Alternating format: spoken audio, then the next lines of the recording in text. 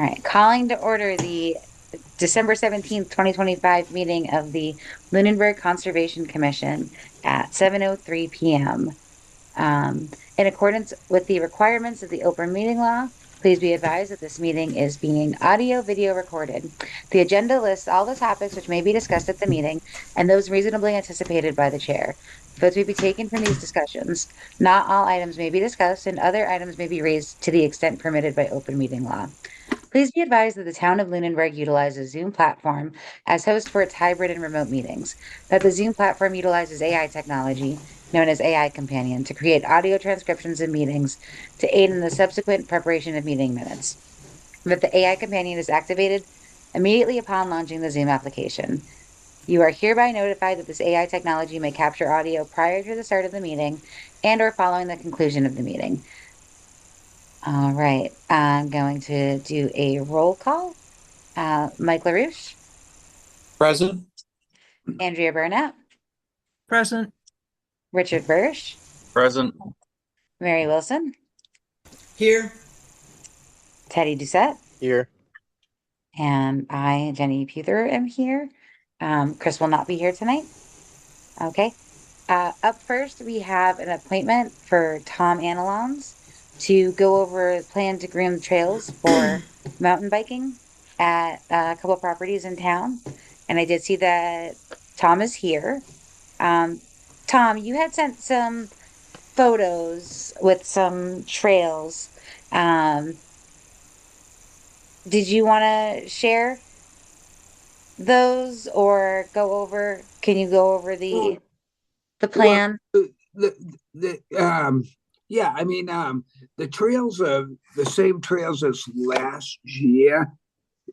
Jenny, Yep. I would like to get into the trails. Chris and I had talked about doing the trails off Mulpus Road, is it? The large town forest over on the other side of Hickory Hills. I'm not sure if that's possible or if I have the time to do that. It's pretty far as getting in off Holman Street and keeping those trails groomed for the hikers and trail runners, et cetera, fat mountain bikers. Is a pretty a big responsibility. It just takes a lot of time, but I just wanted to throw that out just in case, Jenny, if we had time to do it and I had your permission, that would be great. I'm not saying I'll get over there to do it. And another property was off of Northfield Road that we did a little bit on last year on the other side of the snowmobile trails. That actually there's a parking lot off of Northfield Road for 3 or 4 cars that I think that's in the process of making more parking spots over there. What I was told. Table Rock you're talking about, or What was it, kid? is that Table Rock that It is. It is. Yeah. Yes. So there is some trails over there that that we'd like to groom, Jenny.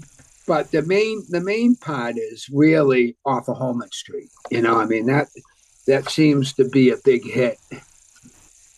For hikers and trail runners. So I mean, That's Lane and Large that it, you're talking about? it is, yeah. And I do have permission from Hickory Hills, to groom that this year, like last year. So, yeah, that's about it.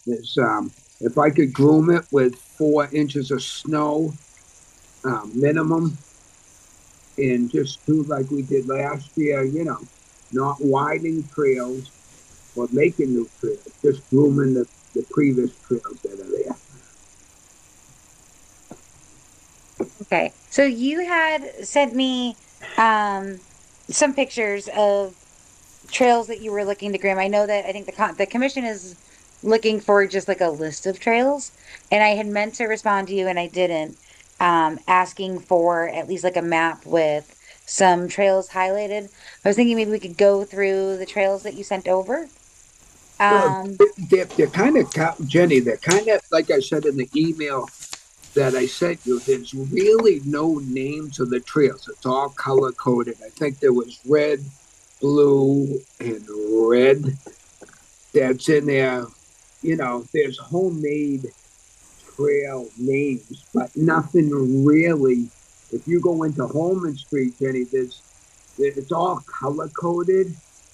So there's really, it's hard to explain. It's just all there's a trail along Mulpus Brook. There's a trail that goes on both sides of the brook, and then goes up um, across the snowmobile trail and goes into Hickory Hills. I don't know how many trails are there, to be honest with you, but I think you have a map there that I sent you.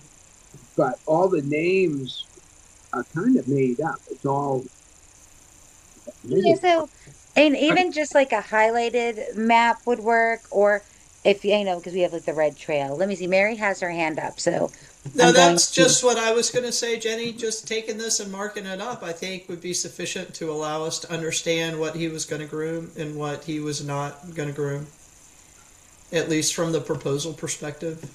Yeah, so even if you were to, I know, take a black Sharpie and just Okay. draw lines over the trails that you plan on grooming. Yeah. Print this out, take a black Sharpie, and then send it back. Or if you have access to like a Bluebeam or Adobe and maybe mark it up that way. Just because we just want to make sure that we have an idea of what's going to be groomed so we're not, there's no surprises and Yeah. So I mean, you have the red. Yeah, I don't have. I mean, I can explain it probably easier by just looking at it. Mary and Jenny. I mean, it's the red trail, the yellow trail, the blue trail. I mean, it's kind of it's basically what you see on that trail, on that map at the parking lot on Holman Street. There's some other trails in there that are not. I don't see that are on there. The thing is what we try to do, or what in the past, is make one continuous trail, Jenny, staying off the snowmobile trails for the safety of the bikers and the hikers. You know what I'm saying? okay. Yeah, so I'm not You know, Mary is definitely more familiar with what the snowmobile trails are. I am not familiar with which trails are the snowmobile trails. Uh, okay. so Yeah, I mean, I can send you that over on a Sharpie on a later date. I mean, if you can see the Holman Street, the red trail goes along Mulpus Brook, but there's a blue trail there as well. you mean talking about this blue It, trail right here? yeah, it's just I don't know how to explain it. It's pretty simple. It's just whatever you see on that is basically, basically it. Yeah, I know there's a few new trails that are connecting the When you previous. say whatever's on this, do you mean on this in this shaded area? Yeah, the color. I Or, mean, it's red, blue, yellow, green. and then you said something about trails that aren't on the map, but I think the only It, trails that are considered true trails are trails that are on the map. Is there anything that wouldn't be on the map, Mary, that would be allowed to be groomed that you know of, or would it have to be something that would be on this map? Or Richard or anybody else? It would need to be on the map. Okay. We had, I thought, Tom yes. and Bob and PJ coming to ask for permission for some new trails, but I have yet to see that proposal. Okay.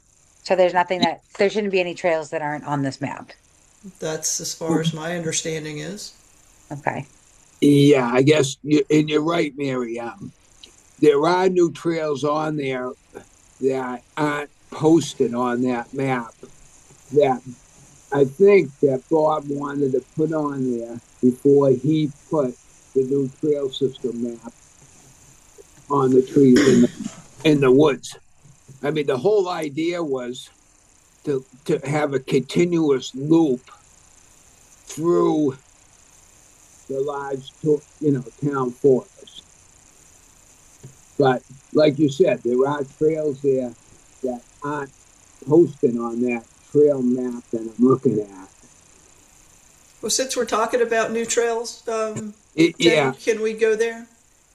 Yeah, Uh, absolutely. Tom, yes, you're fully of the understanding you're not allowed to create trails unless you get permission first? yes. Okay, and from the commission, right? Not Well, somebody else.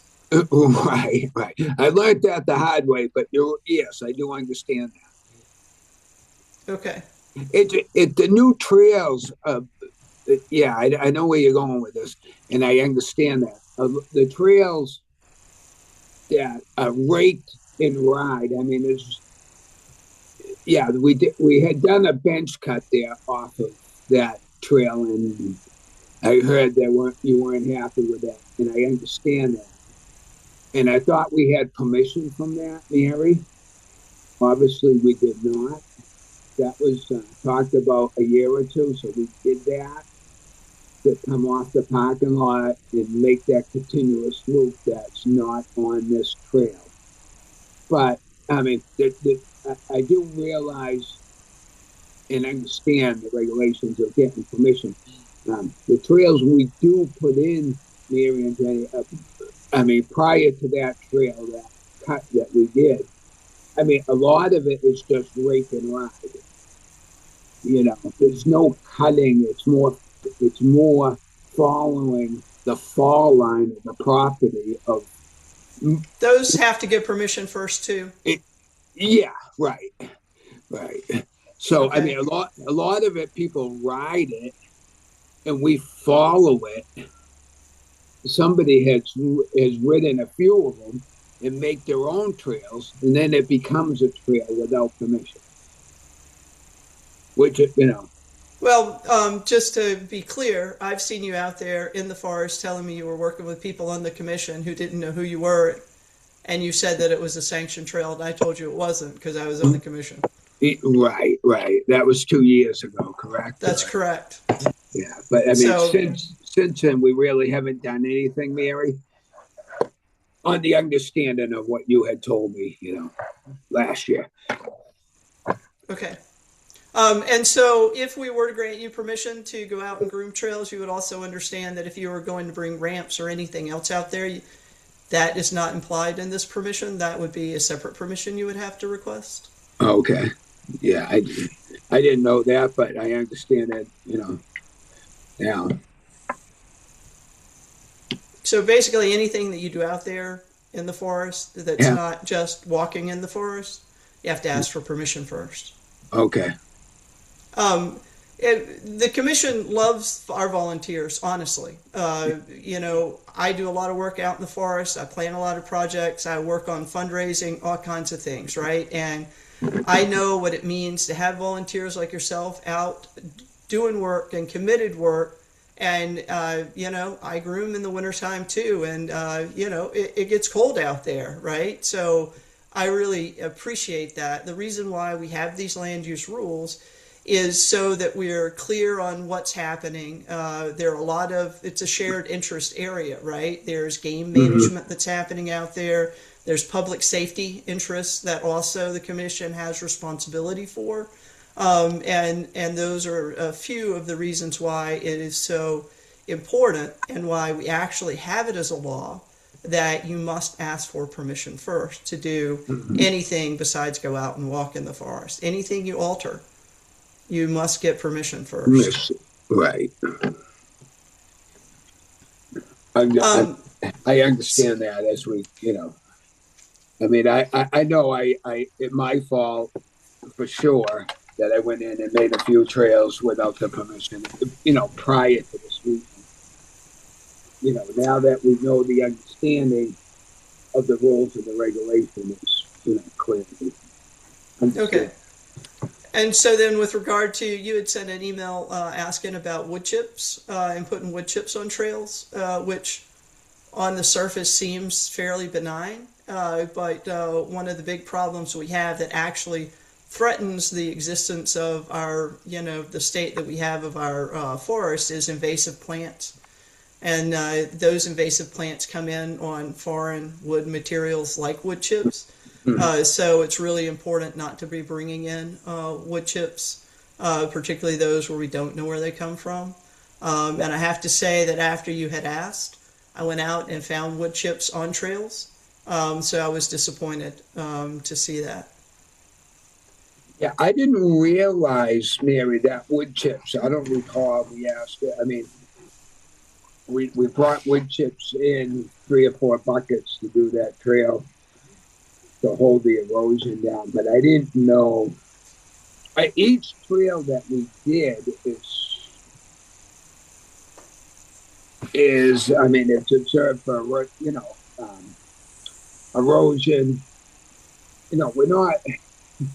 We're not out there just putting trails up wherever we want. But I mean, the wood chips. I don't remember. I threw a few buckets down there just to hold the dirt down, and I got them right down the street, figuring that was the same wood chips from a local area. Um,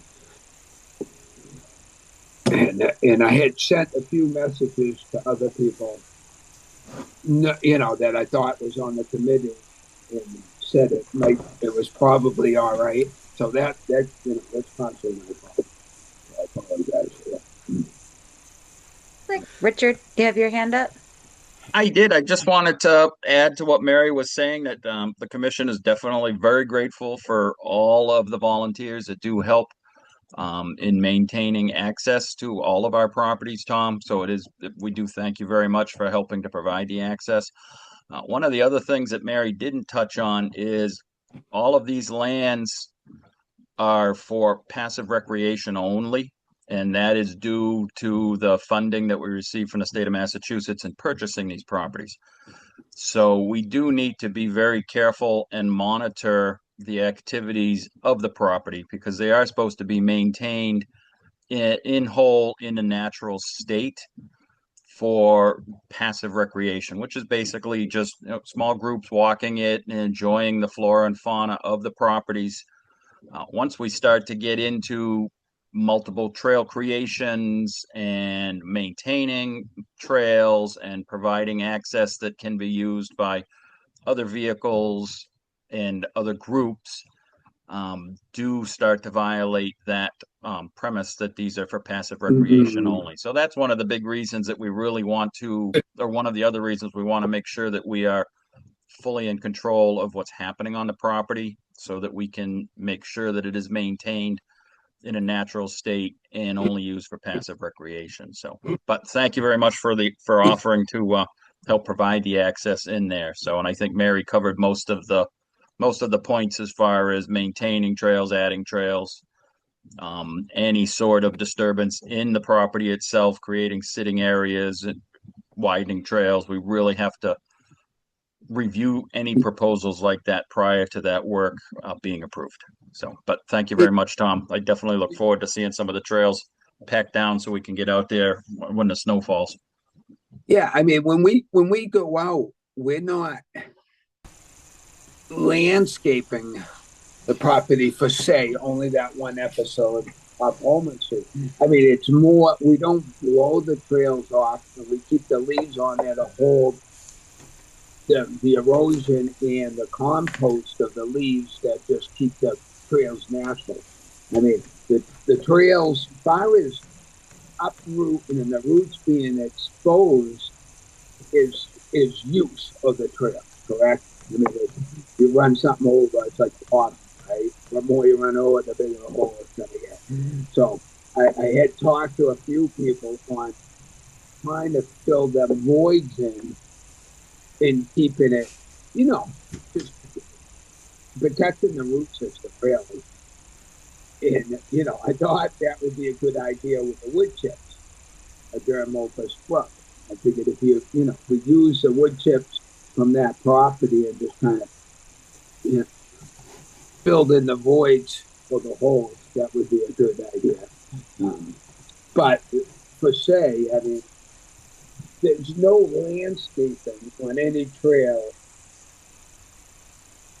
It's more taking the dead stuff that falls down from the trees and moving it to the side, not blowing the leaves off the trails and trying to keep that protected from, species or whatnot. But I mean, we try to, we're not out there just hearing about mountain monkeys. We're out there every person I run into, whether it's a trail runner, a walker, an elderly person, a child, or a parent walking their child, is always very thankful, saying, "Hey, who's doing the trail work out here? We appreciate what you're doing." So, I mean, as far as cutting trees down, we're not out. Like I said, we're not out landscaping the trails. That's or widening per se. I mean, the groom is 30 inches wide, and it's wide enough to get through 99.5 of the trail. So, I mean, yeah, I guess I don't know how else to explain it. So, but I appreciate you acknowledging the hard work. If there's a tree down and I'm out with a snow dog, we carry an electric chainsaw with us, and we cut the tree down out of the trail, out of the passageway. So whether it's a runner or a hiker, I've seen elderly people. We try to build. I mean, I put a couple bridges in there. I ran into an elderly person. A local woman said that she was having a hard time getting up along Mulpus Brook, so I had put a walking bridge in there with some cross members there, where there was actually a couple pieces of wood there for railings that somebody was apparently was going to put a railing in there so they could grab a hold and go up. The construction is pretty simple. It's not um, digging, and if there's any digging, it's digging nearby for a shovel full of gravel to fill a pothole. I mean, if that's okay. Mary has her hand up. Mary. Yeah, thanks. Thanks, Madam Chair. So, just to be clear, bridges, even if they lay on the ground, catwalks, even if they lay on the ground, that's an alteration, and that requires permission beforehand, not after the fact. Okay. All right, and these lands are in the care and control of conservation, but it's also regulated land.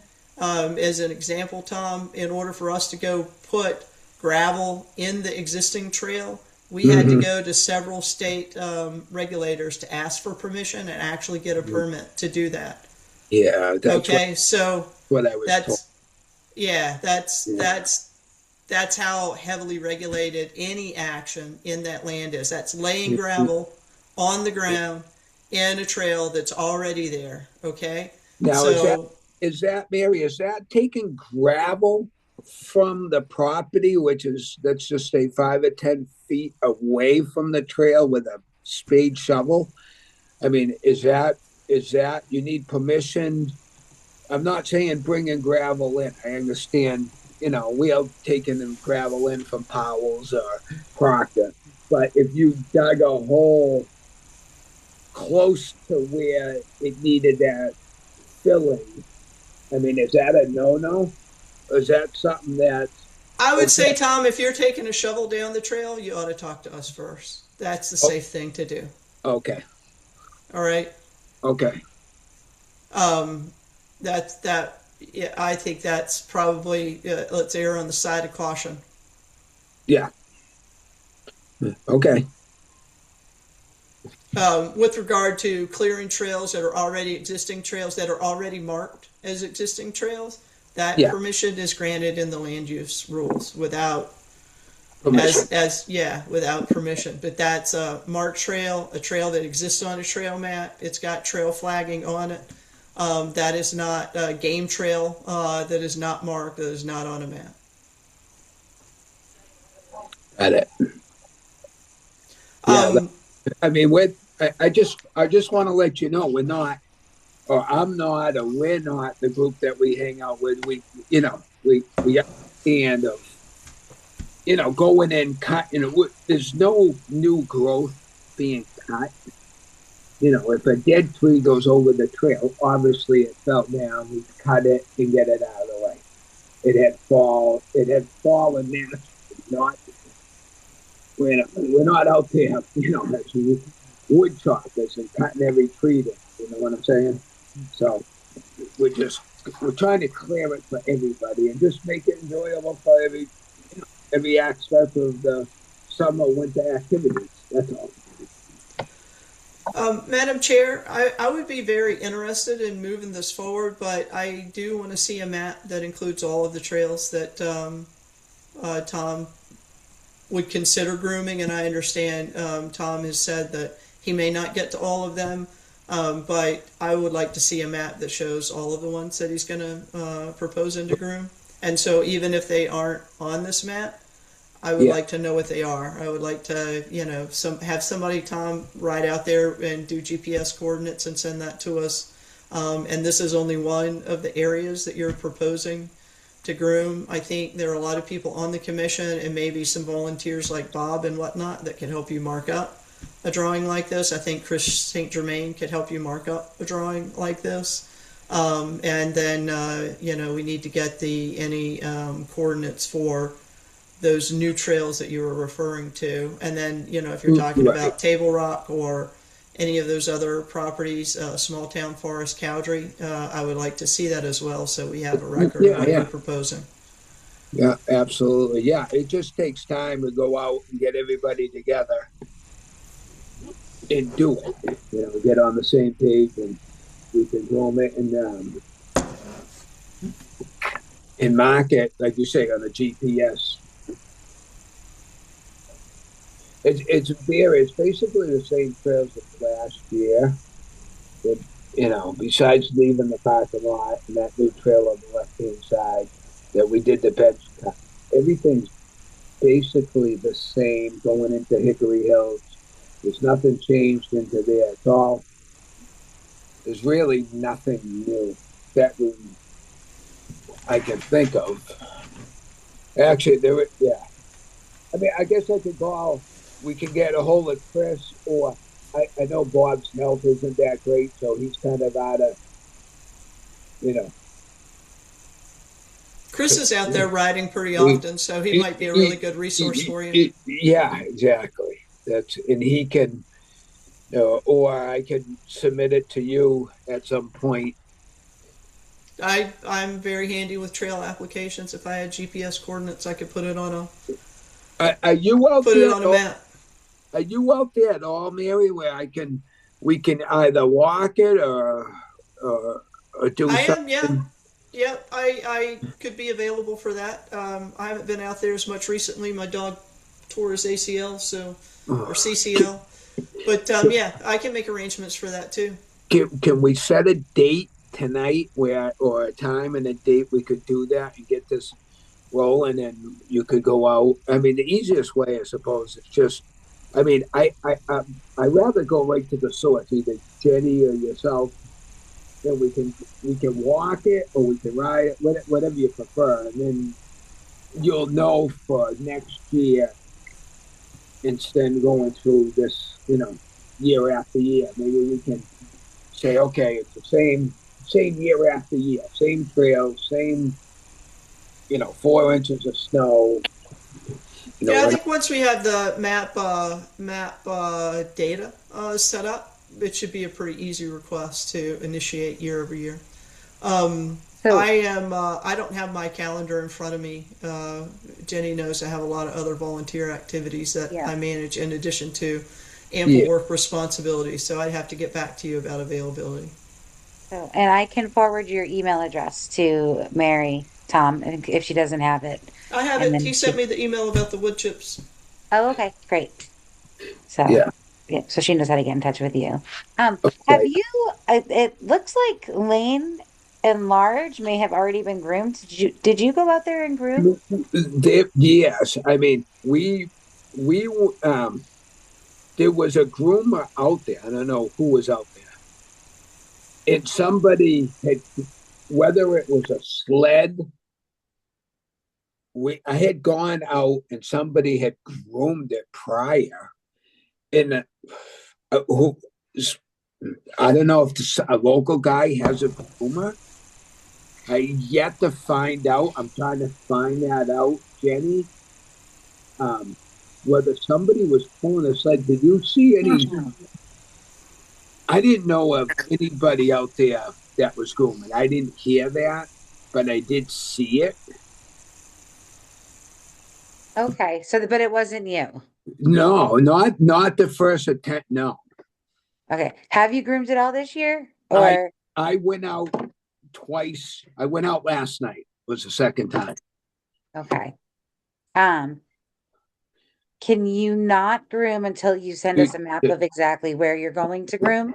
Okay, And we, approve right. that, unless somebody has a different, I mean, this was at Lane and Large. If anyone else has a different way to approach this specifically for that, like if we want to tell them maybe just to stay on trails that are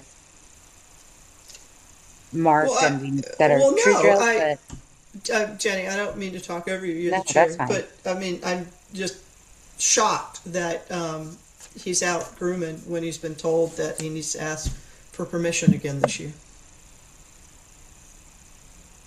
Yeah. I mean, if it, So, yeah, we definitely need permission before you start grooming.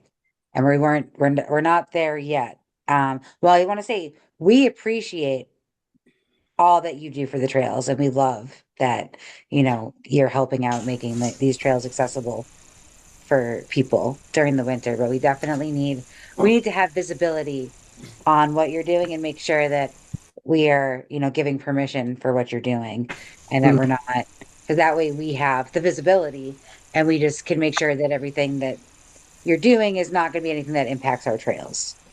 right. Um, so yeah, so please, no grooming without Permission. permission. Yeah.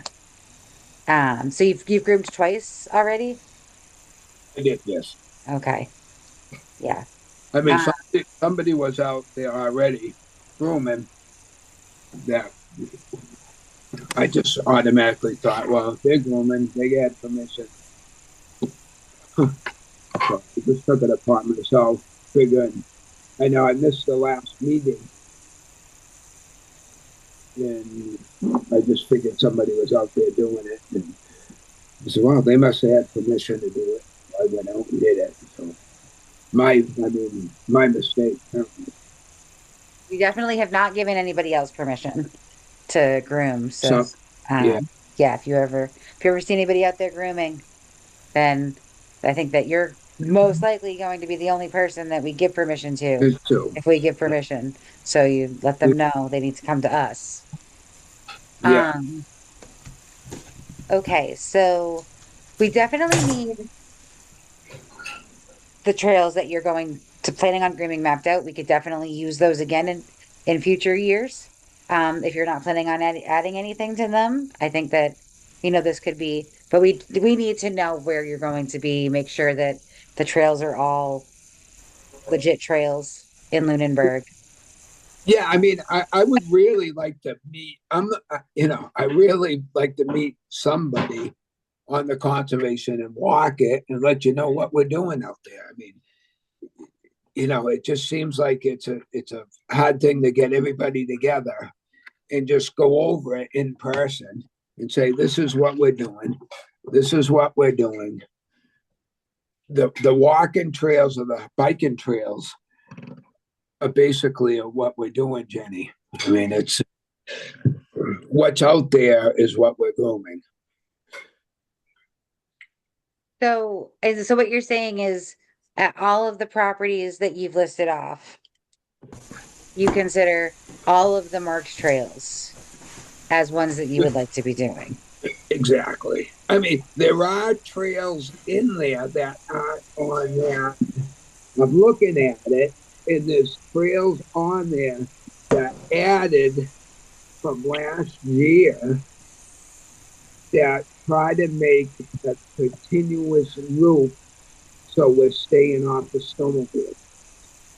So basically, when you come out of a trail, you cross over the snowmobile trail onto a hiking, biking, running trail, and then the next, it's a continuous loop is what we try to get to. What we talked about with Bob the previous years. When he does, is he in? So let's start. Is Bob on the conservation, or is he? No, Bob So, is not on the, he is definitely still very active in trail maintenance and grants and things like that. But he is no longer on the Conservation Commission. so last year, Jenny, supposedly we had permission to do a new trail, two new trails. What I was told, and that's why we did it. We didn't do it on our own and just throw it out there and a free for all. I had sent a few texts out and emails saying this is what we were going to do, and we were supposed to have help from conservation, from people disposal. So this was talked about 2 years ago when we did this bench cut off the parking lot. So Yeah, where the wood chips are, supposedly I didn't go out there and just cut that trail with no permission. Supposedly we had permission to do that, and that's why we did it. And it went on and on and on for a year and a half, and we okay. never got to it because we were trying to figure out how we were going to do it, leaving the parking lot, coming up, making the loop, and making a continuous loop to make it safe for everybody, whether you're a hiker, a biker, or a trail runner, to stay off that double track loop. So you crossed over the double track, which is a service road, and then onto another trail. So when Bob had made this trail map, or whoever's in charge making this trail map, that it was on there. And it's not on there, but it was talked about. And, when I had heard that you were upset, I'm like, supposedly we had permission to do that. We didn't go out and cut that trail on our own. So, Okay. So I was bullshit because my name's on there. And yeah. I know you and Mary or whoever wasn't happy. And I'm saying to myself, I didn't go out there with a pick and shovel and do that on my own. I mean, we had permission from a year or two ago to do it, and we just didn't have time to do it. That's the only really landscape trail that we did, Jenny, far as disturbing the landscape. You know what I'm saying? Most of those, any new trail that's out there is rake and ride, that somebody rode it and we kind of followed it and said, wow, somebody rode this, or two or three people rode it, and you're going with Oh, I see Greg has his hand up. And then I have some things I want to say too after. Hey, Greg. Really, really briefly, unfortunately I thought I was going to get in and out of here before I have to go to a meeting at 7:45, and I have the 27 Fire Road 15 hearing. Can you just table that when you get to it? And Absolutely. Thank you very much. Yes. Sorry for the interruption. And then are you No going to say you're worries. going to be back? You're going to be back right after your 7:45 meeting? I'll be back after. I think my 7:45 is quick. I'm supposed to be first on that agenda, so I'll be Okay. back after that one. Okay. Sorry for the interruption. All right. All right. Thank Thanks, you. Greg. All right.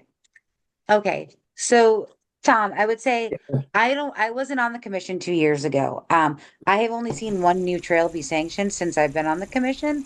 But I Yeah, would say unless you have come before us and are given explicit permission and you have a plan of anything that you want to do that would alter the trails at all, then I would say there's no permission. At least at least as while I'm the chair of the commission, because we definitely want to, know we don't want you to feel like you're doing something that is going to make us upset.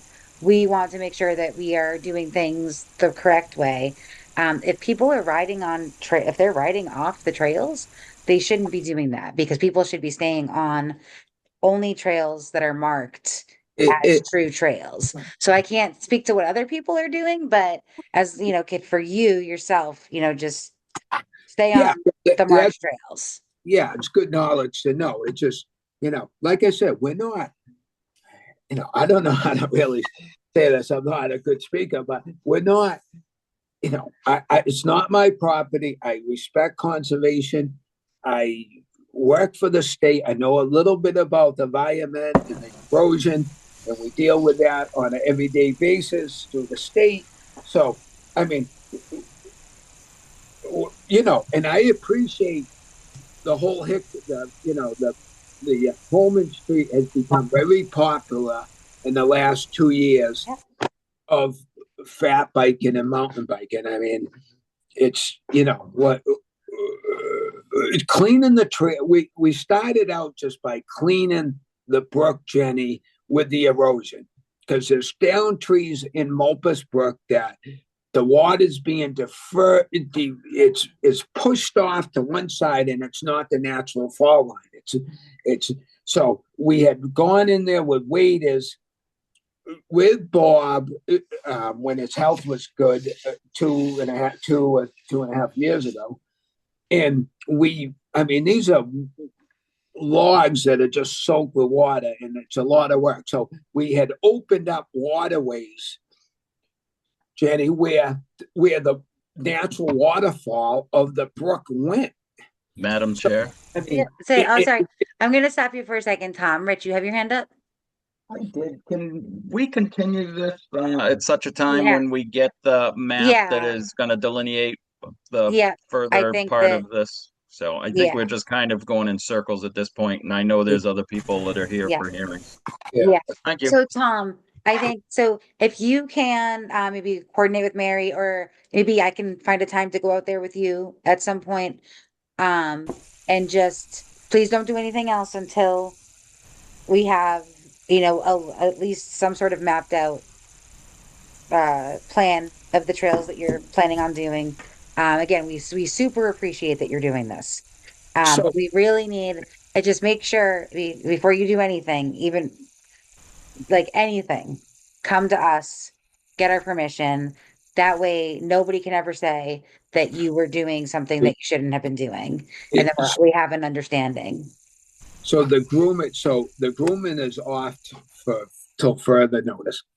Yes. And then so what we'll do is we'll get you on the next meeting, which unfortunately is January 7th. I know we probably at this point, with the way we're going, we'll probably have snow before then. But if you can just we'll definitely figure something out as far as the maps go between now and then. And then we'll get you on the next meeting and go from there. Okay. Okay? So I'll reach out to you after the meeting. Okay, sounds great. All Thank right. you. Thank you so much. Okay. Bye-bye. All right. Have a good night. You too.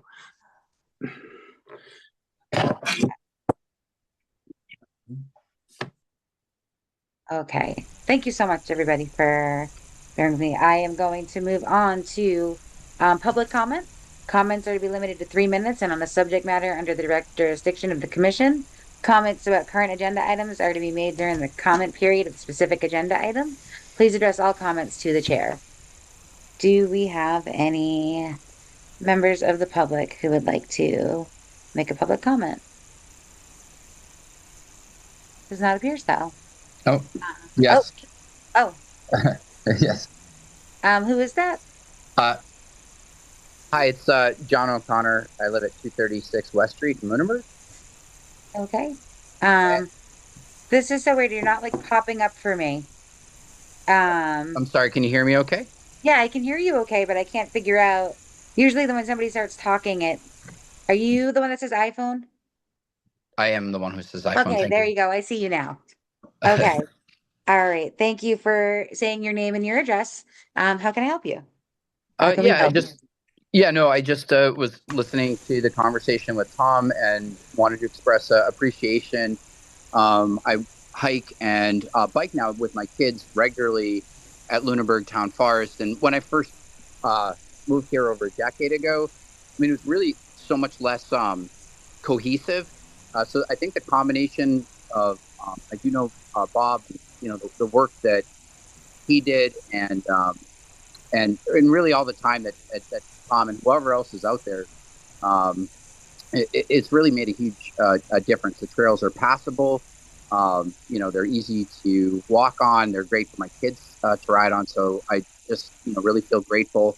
Those small bridges that are in too. Like I think when I first came here, there's a lot of just kind of like muddy crossings and stuff. So I think the trails are in amazing shape. So I hope people continue to keep volunteering and approaching you guys for permission, because I think it's running great out there and it's really enjoyable. So thank you.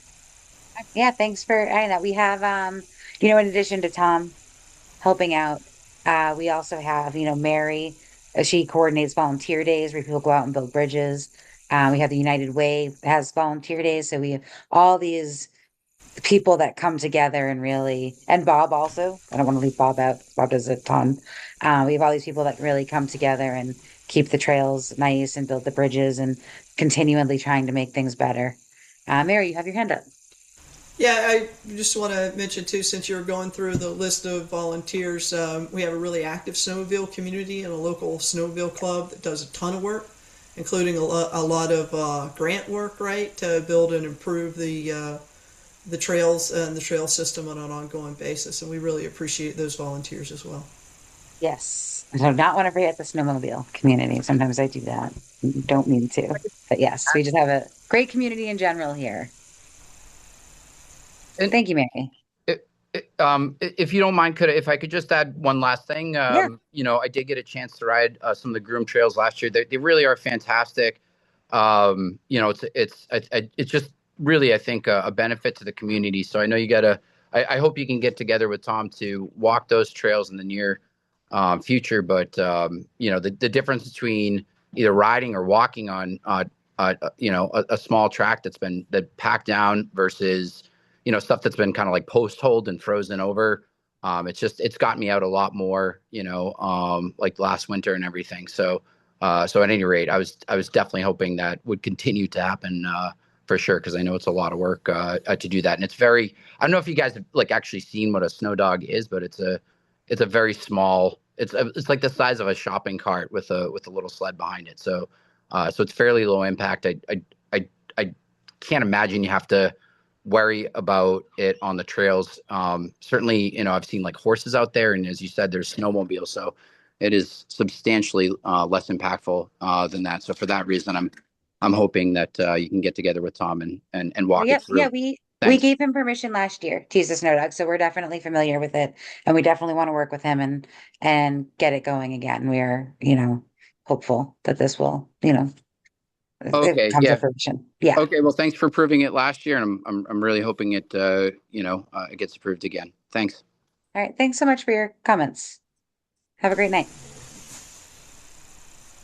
Okay. Minutes from the December 3rd meeting. Has everyone had a chance to go over those? Yep. Motion to Okay. approve. All right. Second. Second. Second. Who was the second? Who was the first person I heard? Is Mary that was you? first. I mean, Mary was first. I Who was think it? I Was was it Teddy? second. Mike. Oh, Mike. Okay.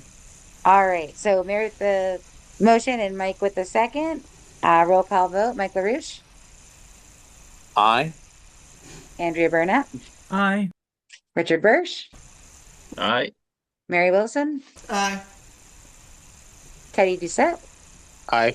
and I for myself. Okay. So up first, we have the new public hearing at 27 Fire Road 15A, but Greg has asked us to just hold off on this. Um, it's okay if I just skip it for now and then come back to it. Okay. So we will move on to our continued public hearings.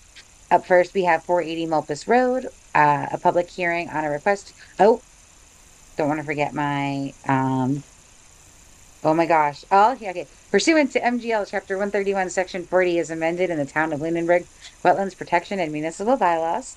A public hearing on a request for determination of applicability by Kenneth McNamara for a project that involves construction of a shed approximately 75 to 100 feet from the edge of the stream. The shed will be set on concrete blocks that are 8 by 8 by 4 at 480 Mulpus Road. And do we have the applicant on the call? So I do know that Herlin did make it out there. Um, it does not appear that we have the applicant here, though. Hmm, And do we have a plan of where the new location is? yes. So Herlin said site visit performed on 12/15 to determine location of shed. Current location of proposed shed sits within 80 feet of the intermittent stream. We agreed to a different location about 112 feet from the stream, 12 feet out of the buffer zone. The applicant agreed and we staked out the location. And then she had some recommended special conditions. So they are, well, I guess if they're moving it out of the buffer zone, then it becomes not in our jurisdiction anyway. It would still be in the riverfront. Oh yeah, that's right. It would be in the 200 foot. Right. Thank you, Richard. But can we proceed without could we approve this without the applicant here? I don't think so. I Do think we have an updated plan of where they're putting the shed? that's Let what me I was see. going to ask. Thank you, Richard.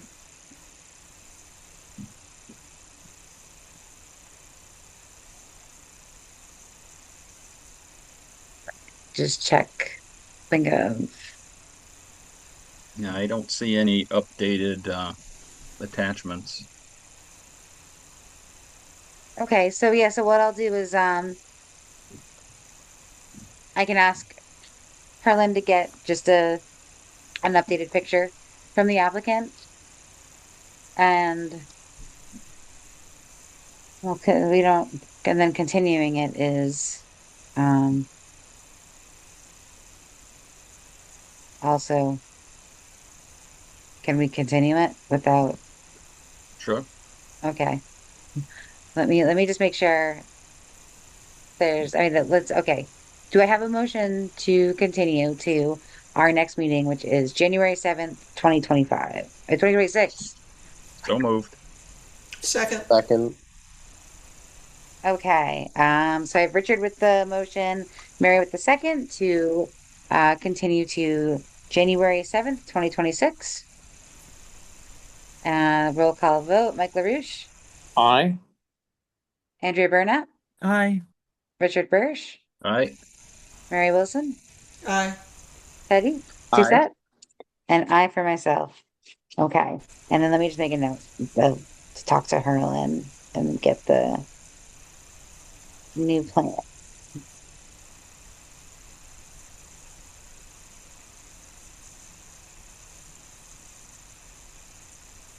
Okay.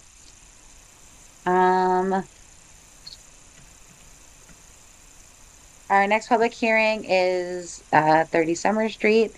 So they have asked to continue. So all hearings are pursuant to MGL Chapter 131, Section 40, as amended in the Town of Lunenburg Wetlands Protection and Municipal Bylaws.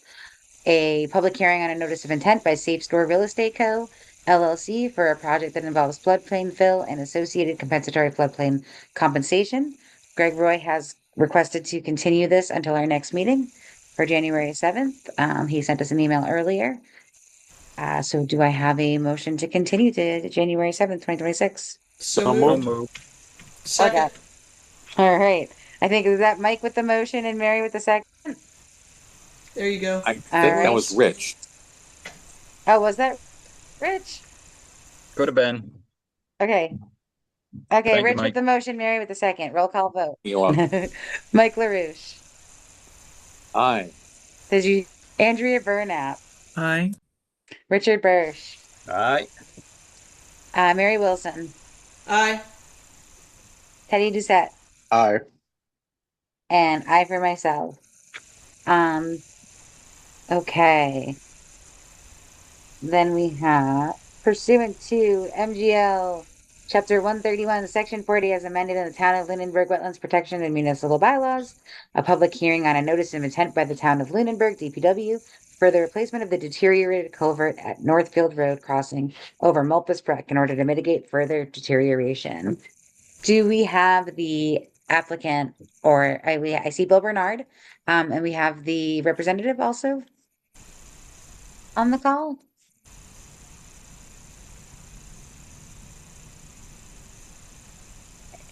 Hey, Yes, Bill. we do. Okay, Hello. great. He was on there. What was his name? Matt, Uh, Matt Lunsted. I did Hi, see that. sorry. Oh, Oh, Of there are he you is. on course, the uh, 603 number? I'm on the call now, unfortunately by phone, because of course my Wi-Fi crashed right when it was my turn. Oh no.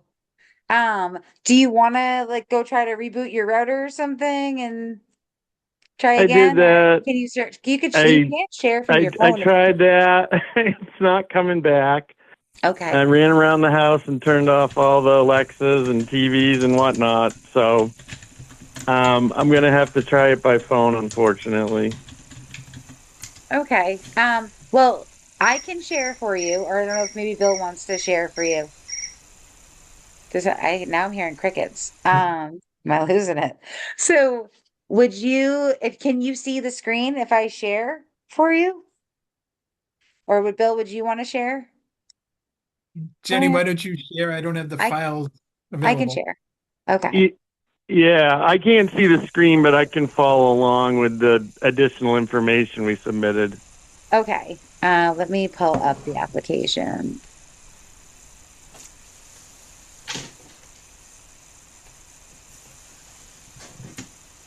All right, let me click share because that's always helpful.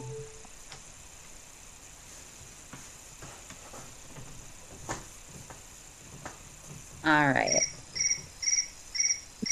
Is that you, Mike? It's not me. It's I not like me it, though. either. Those are some aggressive crickets. Okay. My screen is up and so I'm I meant to look at this earlier today and I didn't. I see you uploaded some additional materials on December 10th. So I'm I guessing that's what noticed we're he looking literally called them additional materials. Yeah. I would have put a title on it so at least you know what project it's for. Yeah. Well, we know what project it's for because it's under the NOI. So it can only Oh, be okay, related good. to that NOI. So, um, so, question number one, show the limits on work on a plan. Limits of work have been added to the enclosed revised plan sheet C2A. So we can multitask here.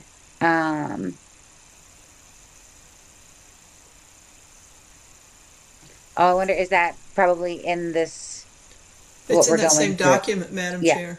Okay. All right. So let's maybe kind of go back and forth here. All right. So sheet C2A, which is this one we're looking at, and the limit of work. Oh, I think he put a okay. bold line and kind of shaded everything and put a leader that says limits of work. Okay. I see limit of new pavement. So this is the road. Yeah, if you And look, I think it's that if you gray area, look Madam on the Chair. upper left side of the page, yeah, there's a shaded gray area. and there's a leader up in the under proposed linear sediment controls. There's a limit of work leader. I think it's up to the right, Madam Chair. Sort of kind of the comments sort of kind of around Oh, 2 so o'clock, my 2:30. Zoom is in front of the, okay, on the right, you said. Oh, here, limit of On the, work. yep. Yep, Zoom was covering it. Okay. So, and it's this, it looks like it's this dashed line then? Or The is dashed it, line with the shaded gray, everything inside it. okay. Dash line is like a shaded red, maybe? The dash line is the black, and then that shaded gray with the culvert kind of in the middle. That's the limit of work. Okay. Am I losing my mind? I'm not seeing anything shaded gray here. Looks gray on the screen, Madam Chair. Does it? It looks red to me. That's so weird. Okay. We're out, and you guys are looking at my screen, so it's definitely me. Okay. Okay. Let's go up to the next question. Properly show the 30, 50, 100-foot buffer zone. So let's see what we have here.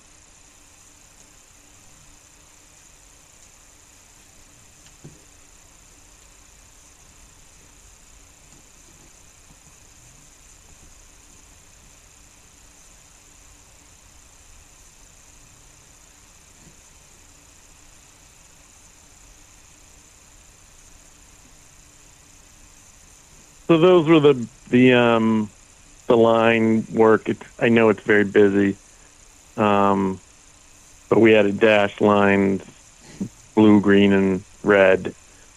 And oh my gosh, they, it's literally right in front of me. Yeah, there it is. they 50 kind of foot, crash 100 foot. because they're on both sides. They kind of crash into each other and overlap. It's a little hard to read, but Okay,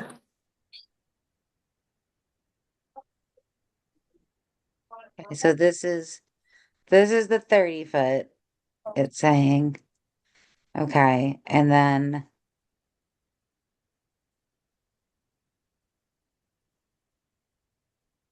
this is 50, and then this is 100.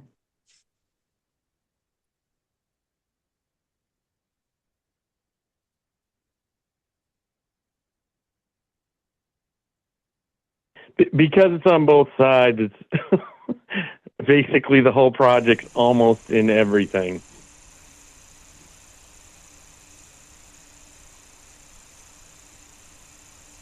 Yeah, okay. And then, okay, let's see what else we have here. Get written permission from the landowner. So the abutter has received the certified mail because you received the notification that it was received, but you still have not Yes. received permission from the abutter. Bill, have you gotten anything? I have not, no. Okay. All right, so the DEP comments. It appears the proposed work would qualify for review as a limited project stream crossing replacement per 310 CMR. Oh, Richard? You have your hand up? I think you're muted if you're talking. Yeah, am There I you go. missing something here on these buffer lines? It looks like the 100-foot buffer zone goes through Thank the middle you. of the pond. Yeah. Yes. I don't think these buffer zone lines are indicative of offsets to the wetland boundary. Yeah.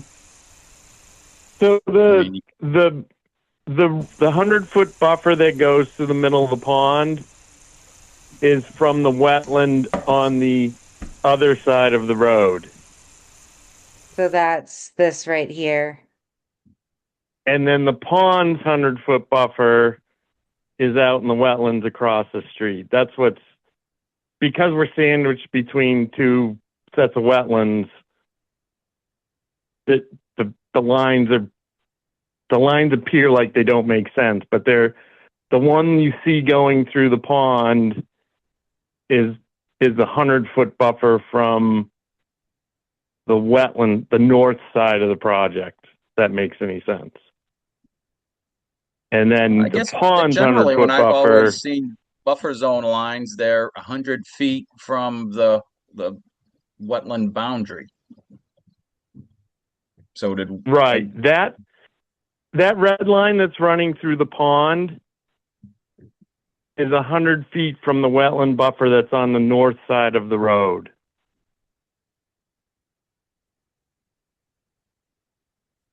Then the 100-foot buffer from the pond is out in the wetlands on the north side of the road.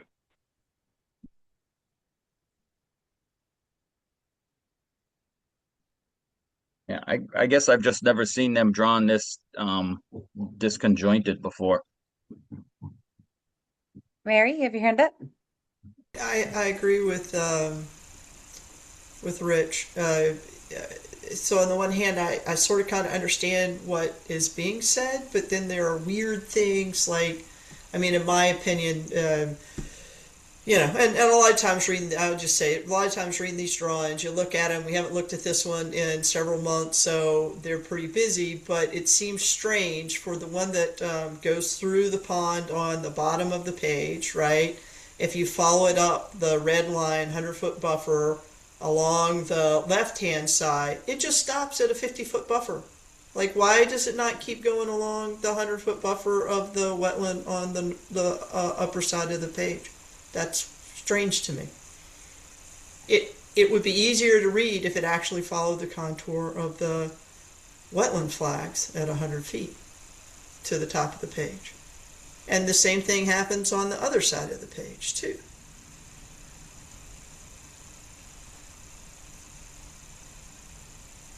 Yep. And then for the one that goes through the wetland on the top of the page, right? If you follow it along towards the right, you follow the red along to the right, it curves around, and it seems like it ends again on, what is that, the 50-foot, another 50-foot line, which seems pretty close to the pond on the bottom side. It doesn't seem like it's 100 feet away from the pond on the bottom side. I can't make it make sense. Move your You're cursor talking down, about right Jenny. here? Yeah, follow that red line down. I see what. I Follow see it what. down. Yeah, and it ends. Keep following it down. Keep following So, it. Okay, there it right, ends. Right. right. It's really So close to the take, pond. for instance, take flag AB 25, right? Down in the lower right. Right here. Mm-hmm. Yeah, so That- actually, what it looks like you did is you know what? just Rather took than the it, outline and moved it 100 feet away from the wetland. yes, This and is, he didn't. I mean, this right. is not Yep. That's delineated wrong. properly, I see showing that. the Yeah. So 100-foot buffer. the outer edge is right. So the outer edge is where it curves back north or south. They should be out further to the right or left. Yep, I see that. So in and around the project, they're fine because they're 100 feet off, but out, let's say, for instance, flag BWF 03, 02, and 01, they'd be out. CAD snapped an exact replica of the line rather than pulling off 100 feet perpendicular in each direction and connecting those points. Yeah, that I can see that when it turns north or south, the lines don't mean anything. They're the wrong spots. Well, I But would for say instance- it's wrong. Yeah. Not Yeah, just well, look at at- the edges, Disagreeing. but it's just wrong. Yeah. Well, look at flag BWF-13 on the north side on the corner. That 100-foot buffer is going to end up in the middle of the pond on the other side of the street, correct? So this is one wetland system. You should never have 100-foot boundary line within less than 100 feet from this wetland system. So I mean, the Where line would should. you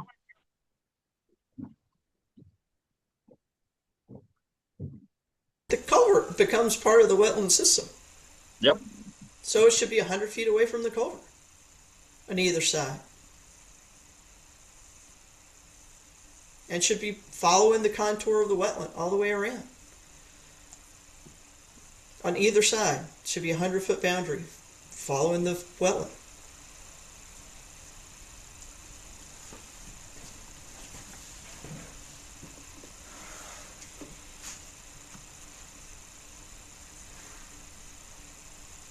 I thought this, Madam Chair, I thought this was the feedback we gave the representative last time they were before us. It is very similar, yes.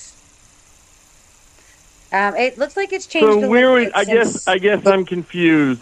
Where would the 100-foot buffer, let's take, can you see the plan and find flag BWF 13? Yep, so that's right here. And So where would the 100-foot buffer for that be? so 100 feet away, say, and this is, so say this is your delineation right here. It would be 100 feet away from here. Right, which puts it down in the pond on the south side, right? It would also, because it's the same wetland system, it would be also following the contour of the pond like this.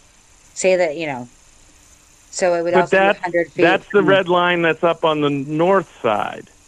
But it looks like, isn't it going directly through? So So there's two wetlands. There's the wetland on the north side of the road and the wetland on the south side of the road. So they are. I'll let Mary talk. One way you could explain it is if you took each one of those wetland flags and put a 100-foot diameter circle on it, right? With that circle being on the outside of a dot, the wetland flag being a dot on the perimeter of the circle, and you did that for all of those, you would have a whole bunch of superimposed circles. And so then your 100-foot buffer sign would be the opposite side of those circles and making a spline line that touched the outermost point of all of those circles. Okay, so you want, okay, I see. I misunderstood that last time. I took the A series of wetland flags to have a 100-foot buffer that ran along the north side, and the B series on the north side to have a 100-foot buffer on the south side. You're saying they would, those lines in the pond and the wetlands would disappear 100 feet out from the culvert.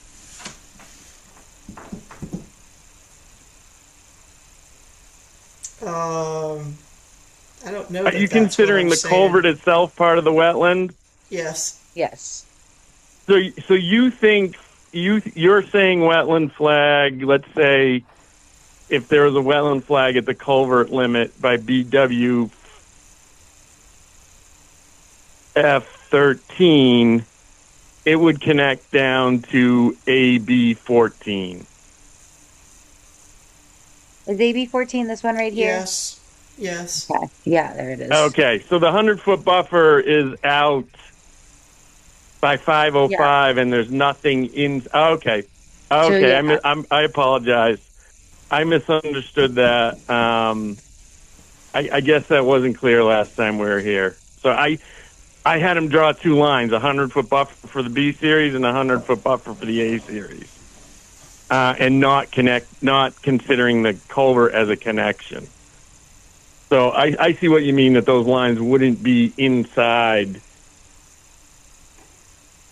either of those two entities for the other wetland flag. That's easy to fix. Then we can just pull that. It'll basically make a very short red line out on the outer edges, 100 feet away from the culvert and going off the page. It would apply to all of the buffer boundaries. 50 and 30 as well. Right.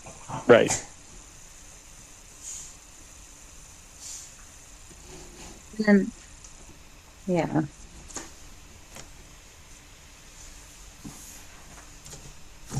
Okay, so it sounds like your plan is to have this the buffer zones re-added correctly? Mm-hmm. Okay. Yes, we Um, can do that. okay. Let's keep just going through the DEP questions, so that we can, make sure we don't miss anything. At Mary or Richard, do you have any other questions on the delineation before we? Thank you for that, by the way. That that makes a lot more sense to why you had your questions. Okay. No, not at this point, Madam Chair. Okay. Um, okay, so for the DEP comments, it appears the proposed work will qualify for review as a limited project crossing replacement per 310 CMR. Applicant may consider submitting a revised page 2 on the WPA Form 3. And you said understood, no thank you. I'm not fully sure what that means. I just want to look at the WPA Form 3. If anyone wants to explain this to me, I'm happy to hear it. Revised page 2. Oh, because checking it off as a stream crossing. That's page 3. So that would be, oh wait, no. Page 1, page 2. And it's asked if it's a stream crossing on here, is what it's referring to.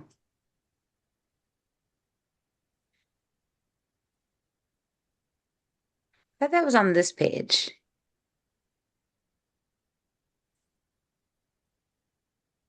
Does anyone have any questions about that or any comments about the application indicating that it may not be a stream crossing replacement? So I think their comment was just we could file as a limited project, and because we don't fully meet the stream crossing standards, there's no advantage to doing that. Okay. Unless if you guys would be more comfortable with us doing it as a limited project, we could do that. It wouldn't. Literally just change the checking that box. It doesn't save us any work. Okay. I have no comment on that. Does anyone else? If not, I'm just gonna move on to the next one. Madam Chair, if DPW's recommending it, and nobody on the commission is opposed, then it seems like perhaps that's the correct course of action. Okay.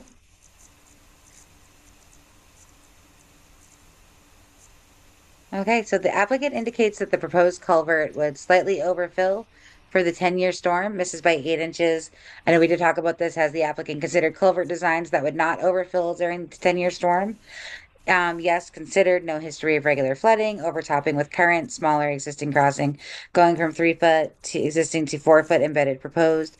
Hydraulic improvement is maximized low headroom to road elevation. So raising the pipe roof is not advised. Ponded water dependent use upstream fire pond. No normal stream functionality, such as narrow shaded channel with undercut banks, pools, and riffles, sediment transport, etc. Does anyone have any questions on that? I do remember we discussed this in the last meeting that we heard this. Okay. All the alternatives that were discussed did not fully meet the mass stream crossing standards. The applicant should demonstrate why a crossing which fully meets the stream crossing standards cannot be provided. And then page 126 of which we did look at in the last meeting. Mass DEP recommends that all dewatering outfalls be directed toward dissipation device to tame velocity outflows. And he said that we may consider specifying as a condition. So I'll clarify that a little on our end, on Bill and I's end. Yeah.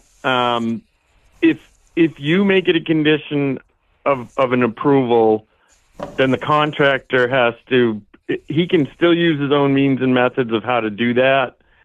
Whereas if we draw a very specific design and he's not comfortable with it, he might want to change it anyway. Does that make sense? It gives us that way. If we have a condition that we can imply upon him, he's just got to do it in whatever means we can approve, rather than us picking one particular way, and that it may or may not be easy for one contractor where another contractor's got a slightly different idea. It's easier for us to literally tell him, you have to do this and we'll approve how you do it so you can meet the permit condition. Okay. Does anyone have do any commissioners have any comments or questions about that?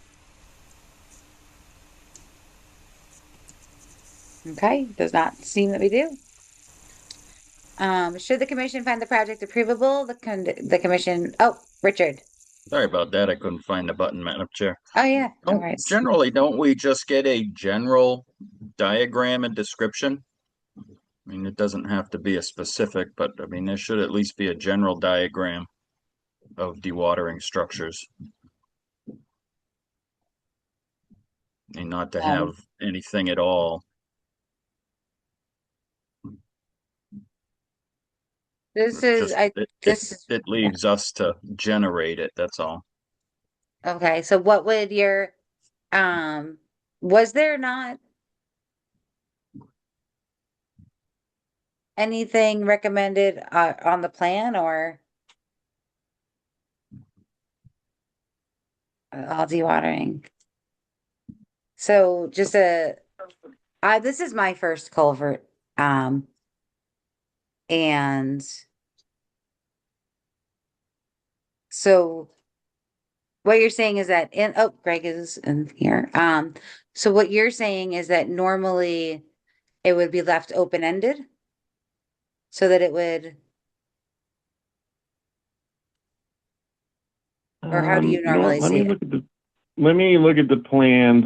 Like, for instance, say we show, if we put some kind of dewatering methodology on the plan and we show him excavating 8 feet wide to remove the existing culvert, putting, before that, putting cofferdam sandbags in place, then a dewatering well point, and we say pump the frac tanks in the closed road because we don't have a lot of room to work. There isn't a lot of open space around.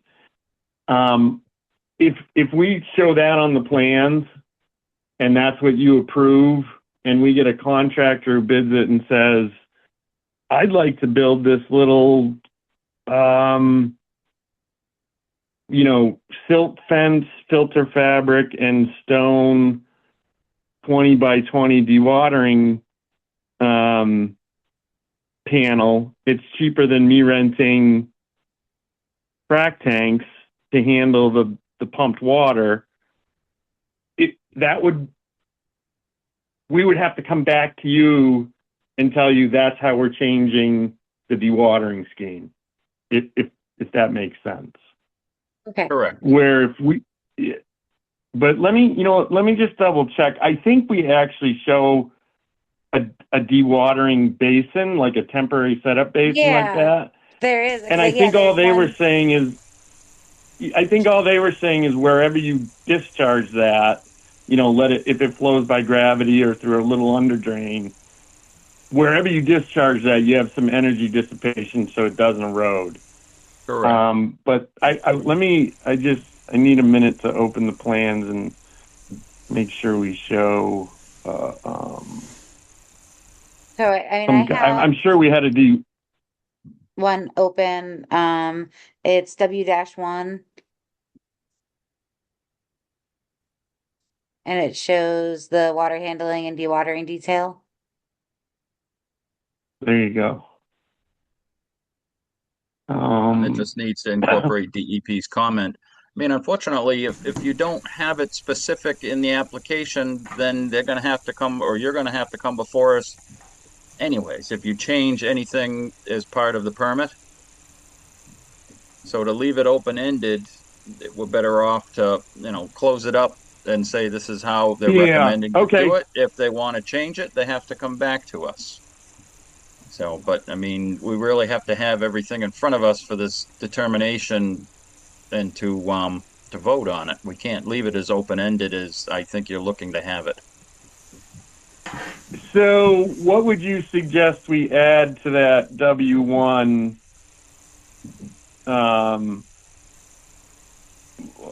Usually that's Well, usually I'm going to leave that to you. You're the engineer. We determine what yeah. DEP's I comment would say was it's and already incorporate there. that into the permit. Yeah, so I'll change my answer to DEP. I would say it's already there because how that basin works is basically it filters out through groundwater, and so there's no point discharge out of it. So I can change that answer. So I have not submitted these answers to DEP because I wanted to vet them through the commission first because a couple of them were kind of at your discretion, and I didn't, obviously I don't want to put words in your mouths and say this is what the commission will decide to do before I answer DEP.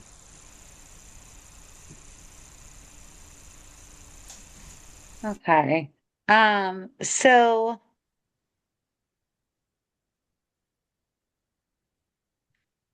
could could you just say that a dissipation device will be, Yes, yeah, that's what I would. I'm gonna add an arrow to the plans wherever there may be what I'm thinking they mean is a discharge, and just say that exact language. well, is the Con cofferdam the dissipation device? I'm wondering if they're talking about. So you see on W1 where we show for the alternate water handling plan, we show a pipe which would be like a siphon basically to help help the pond maintain a level with a pipe over the road and out to the downstream. I think they may be just talking about at the end of that pipe, make sure it doesn't cause scour. Madam With a Chair, just siphon, go I up to don't. the road. Go up a little bit. Okay, there's a pipe going across the road there. I think that's what we're Yeah, talking about. yeah. Oh, this right here. I think that may be what they're talking about. So if we had a note just to make sure I would use that Oh, here, exact okay. terminology. I don't think the flows are going to be that fast in a siphon gravity system like this would be, but we can absolutely show just like you said, add that language to a leader. Mary, you have your hand up?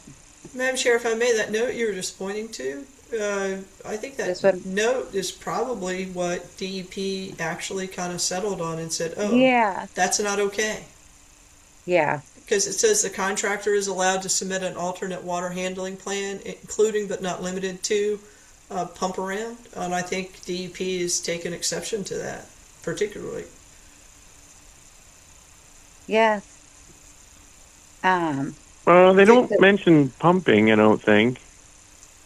Okay, I, as one voice on the commission, I would be opposed to that note being allowed to stay in the approved plan because that's specifically what DEP is telling us not to allow.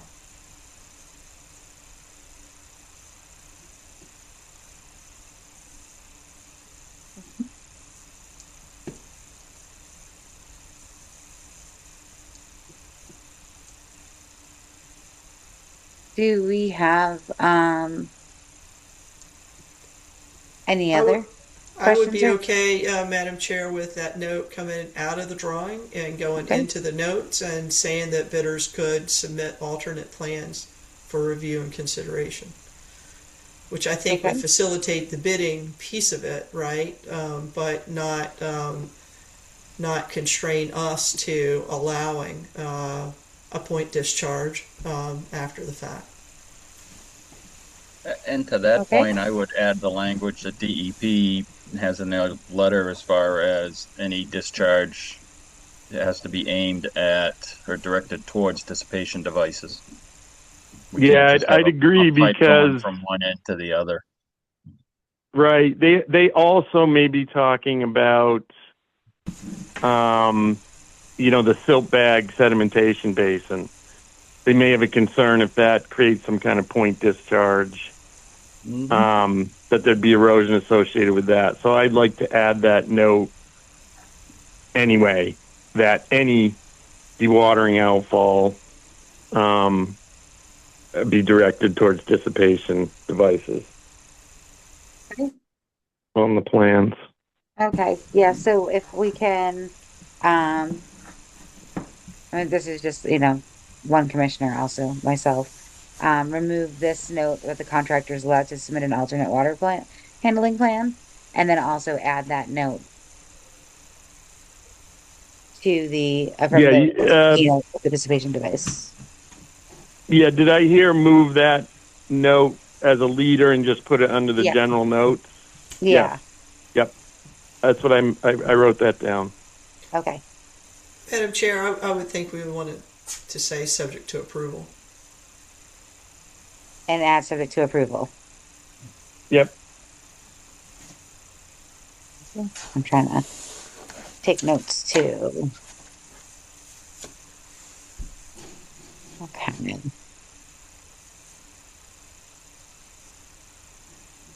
Okay.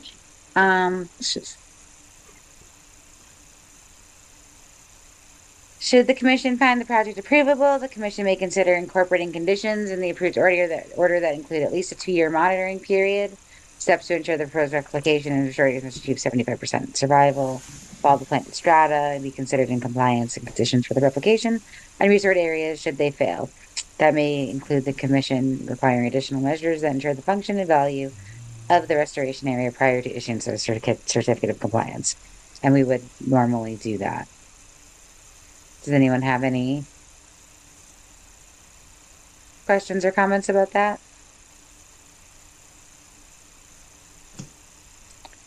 And then the next question is about obtaining permission from the property owner of 763 Northfield Road. And we know that has, as far as we know, that has not happened yet. Do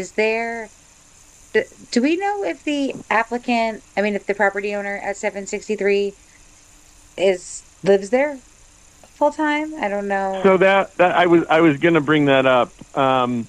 Normally, when we run into this, we can knock on a door and say, "Hi, would you consider signing this right of entry? Let us show you." They do not live there. They live in I want to say either Fitchburg or Leominster. Oh, wait a minute, I got the green card right here. They live in too. Leominster. Yeah. Okay. So it kind of that's why we send it certified mail, I guess is the best I can give you. Can I go back to number 5 briefly? Yeah. When I answered DEP, well, I guess I'll wait for your discussion and considering the project. But if that's agreeable, can I say yes? The Concom will set this as a condition for number 5. Yeah, this is something that we would generally do anyway for any sort of replication. Okay, good. So I'll note it that way. That yes, it'll be a condition, and it's a condition that the Concom normally incorporates. Do we have any other questions from members of the commission about any of the things we've gone over, or anything else that we would like to see on the application?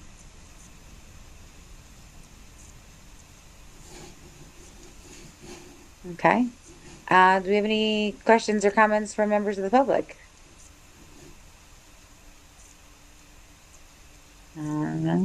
Does not seem like it.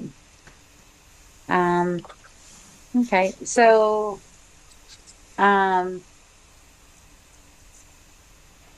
the action items I have are to update the buffer zones. Right. And then move the comment, I didn't write the whole thing down, but,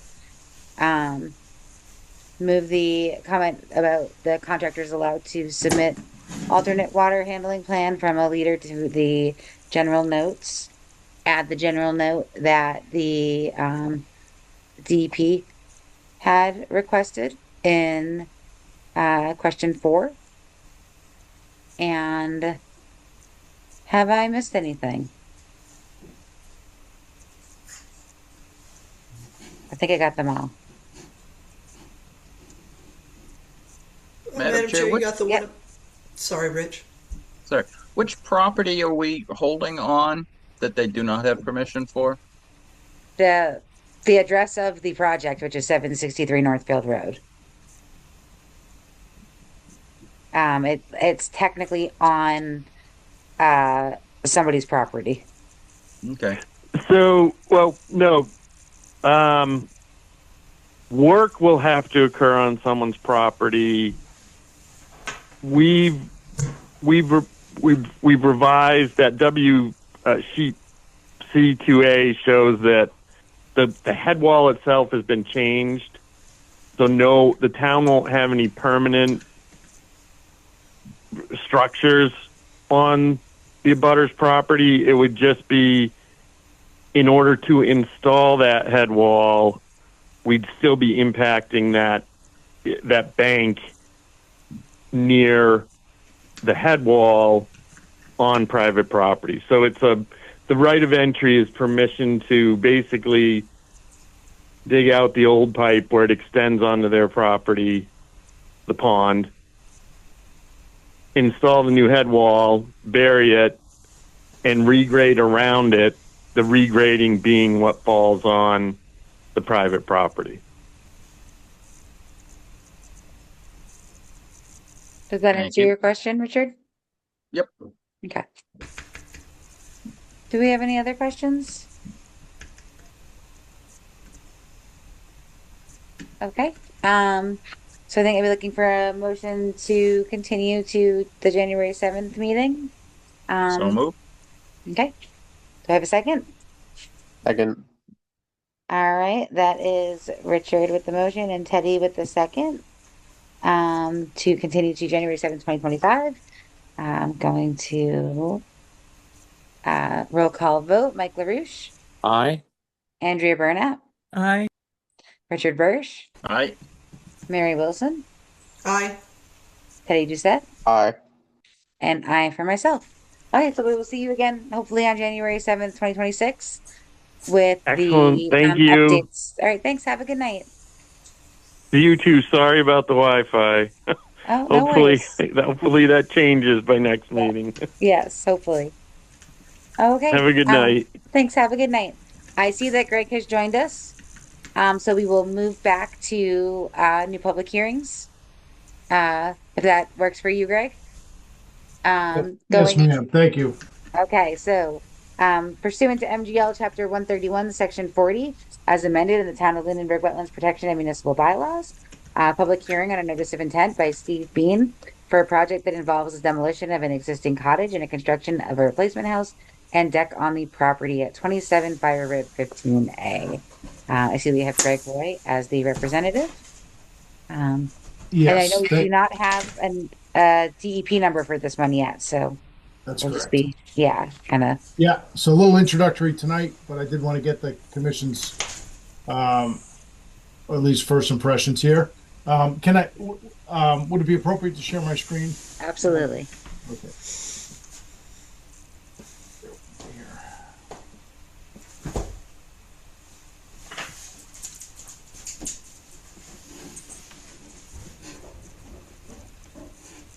How's that? Can you see the plan? Yep. Okay. Bear with me here. Getting you guys. Okay.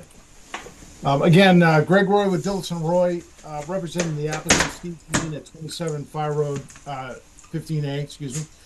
Thank you for the accommodation tonight. I apologize for the, I was doing the multi-town dance tonight. Yeah, totally get it. So, as you read, the property is located on Fire Road 15A. It's way at the, I don't know how many of you went on a site walk, but it's way at the end of, you drive all the way down, and you get to a very steep portion of the road / driveway, and then you end up down into the lower portion of the driveway down in this area. So all the way out at the end of Fire Road 15A, kind of tucked up against the MBTA railroad right away, down that part of the lake. There's 4 existing structures on the property today. There's actually 3 independent residential units, and the one we're looking at is the middle one right here. There's also a garage structure that was permitted a number of years ago and constructed, which is down in this portion of the site here. But essentially, we have the middle building right in here that is in need of, I'll say, significant attention. And my client, Mr. Bean, is looking to demolish that structure and rebuild it on a similar footprint, but he is looking to see if there's a way that we can expand that footprint slightly, and I'll go over that with you. Zooming in here a little bit. In red, in the dashed red line here, you can see where the existing, the limit of the existing structure is today. Okay. The lake, just to orientate you, is down. Let me get my highlighter here. The lake is down in this area here. It is defined on most of it with a stone retaining wall along that. There's several docks that are located on the property right here. Just to orientate you, the limit of the 30-foot buffer zone is right here. The limit of the 50-foot no-build zone is right here. And then pretty much all of the property is located within the buffer zone, which is back there. So as I mentioned, in red, right here, you can see the existing footprint of the existing house, located almost entirely within the 50-foot, no structure offset today. There's also a fairly extensive concrete patio area that's located here, as we're showing it on in the hatched area here. And so what we're proposing to do essentially is to remove, demolish the existing structure, rebuild on a similar footprint, but he would like to expand the footprint and square it off, make it more of a squared shaped building, which is shown in this dark line here with the hatch. And that would include some additional work within the 50 and a small portion within the of roof area within the 30-foot buffer zone. Wetland offset. What we're proposing to the commission to try and mitigate that, we have, of course, understanding that the commission's policy towards these types of things. We didn't dare come before you without some sort of mitigation. We are proposing to eliminate the impervious patio that's shown here in the hatched area, and to lay that with a pervious structure, so that we are mitigating impervious area essentially within the 50-foot buffer zone. We did provide you a table on the plan. It's if you're looking at it, it's up at the top part of the table, where we outlined the impervious area and compared it pre-existing to post to after construction conditions. Um, we're also proposing to essentially the entire waterfront area is improved lawn all the way up, right up to the edge of the retaining wall. Um, so there's really no naturalized 30-foot buffer zone to speak of on the property today. It's pretty much all disturbed and improved, if you will.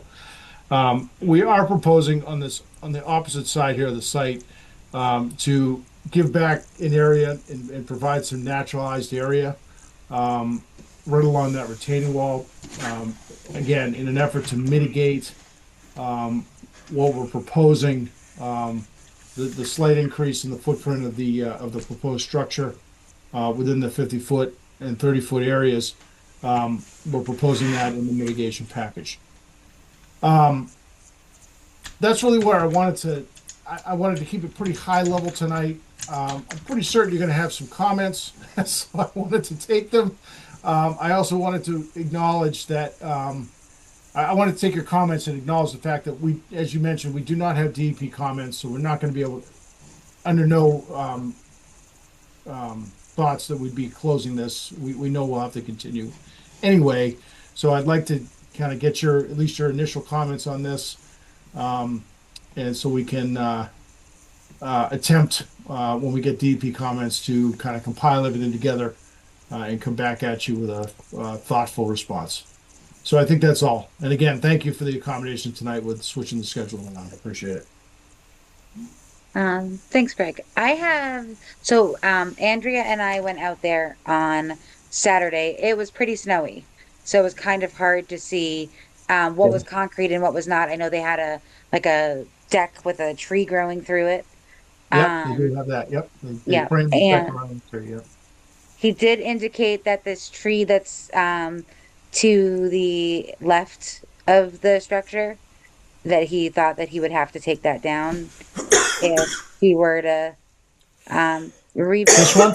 I don't recall, and Andrea, you could chime in here. I don't recall concrete, but maybe it was covered by snow. So is the concrete is this area, is it in front of the deck that has the tree growing through it, or? Yeah, it's between so I think the deck is actually over here, Jenny. I don't think we show that on the plan very well. Okay. That's I as think I the remember it. Sorry, that's as I remember it too, though. Yeah, and so Okay. you walk over the deck with a tree, Right. and then you come down and you get onto that patio area, which is in this area here. Okay, and that was all covered in snow. So there's Okay. concrete under there's There is, yeah. Okay. Okay. Yeah. Much to my client's chagrin, it took us like 3 or 4 months to get to you, but we did do that. We did the survey well before the snow conditions. Okay. So, Yeah. It was yeah. pretty treacherous there with the snow. I'm sure it Um, was. It probably was hard even getting down the driveway. With the- Yeah. I have with the four-wheel ice. drive, so I was okay. Okay. I know our agent got stuck and had to have somebody come Yeah, bail her out. I Um, saw that on the email. yeah. So, okay, do we have any questions for members of the commission?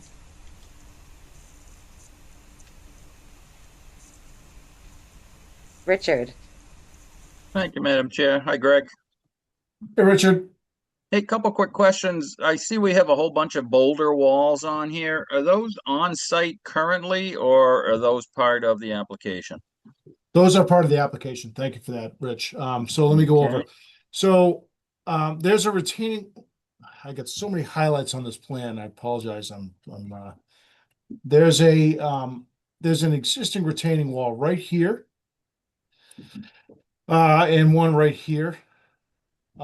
Those would have to come out, for the construction of the new building.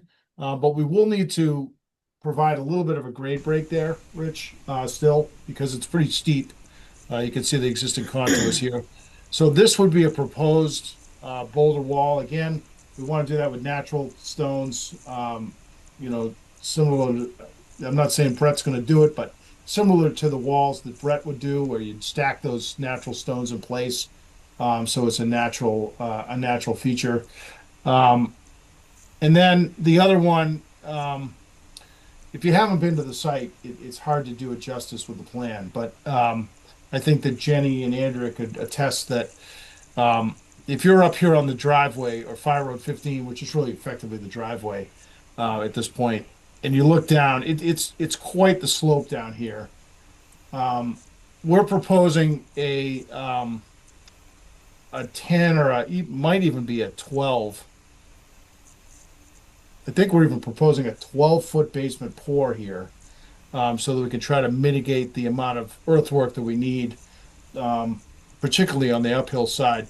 But even still, we have to propose some sort of grade break on this upper side, just to retain the slope between the edge of the foundation and the driveway. There's just not enough area to make that work. So we are proposing a boulder wall there as well, sort of naturally occurring feature. So those two features that I just pointed out and highlighted, Rich, are not there today. They're proposed as part of this application. Okay.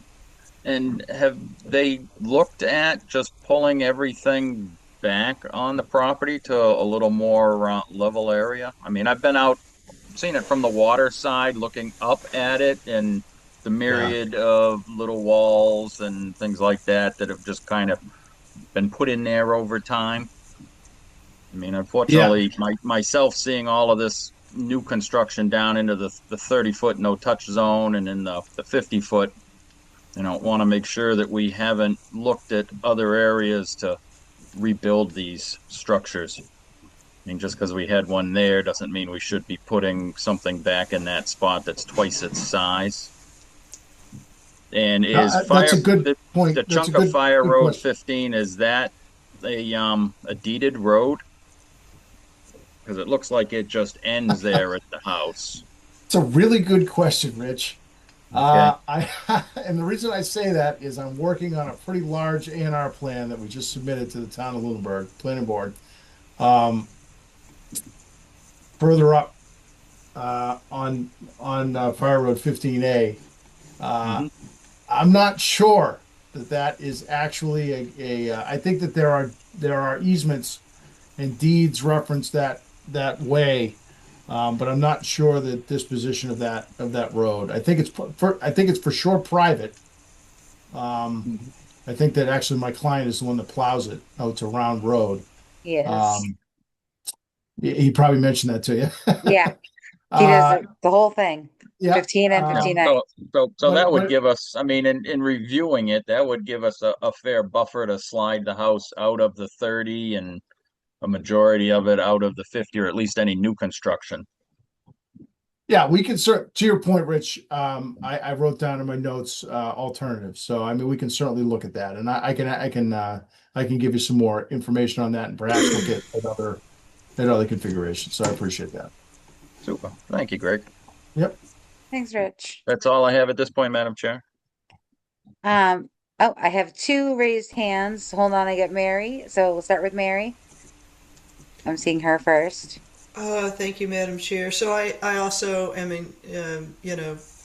really concerned about further expansion into the, not even the 50 in this case, the 30. And I wondered, looking at the size of the garage, had they explored adding levels to the garage? And if so, why was that rejected? And there is actually on the garage, when we drove up, it looks like there is a level above that. You're talking about the garage at the very end of the road of the The one property? that's shown right here in the drawing. This one Yeah. here. Yeah. Oh, So actually, that actually yeah, okay. has What's- a level above it. Okay. I don't know what's there, but there is definitely Okay. a level Yeah, it's above it. it definitely is a two-story structure. That's a great question, Mary. I'll make sure I come more prepared with a more robust alternatives next time. Okay. Okay. And then, Greg, in your table, and thank you for the table. In your table, is it safe to assume that the proposed deck on the structure is not counted as impervious area? That is safe to say, yes.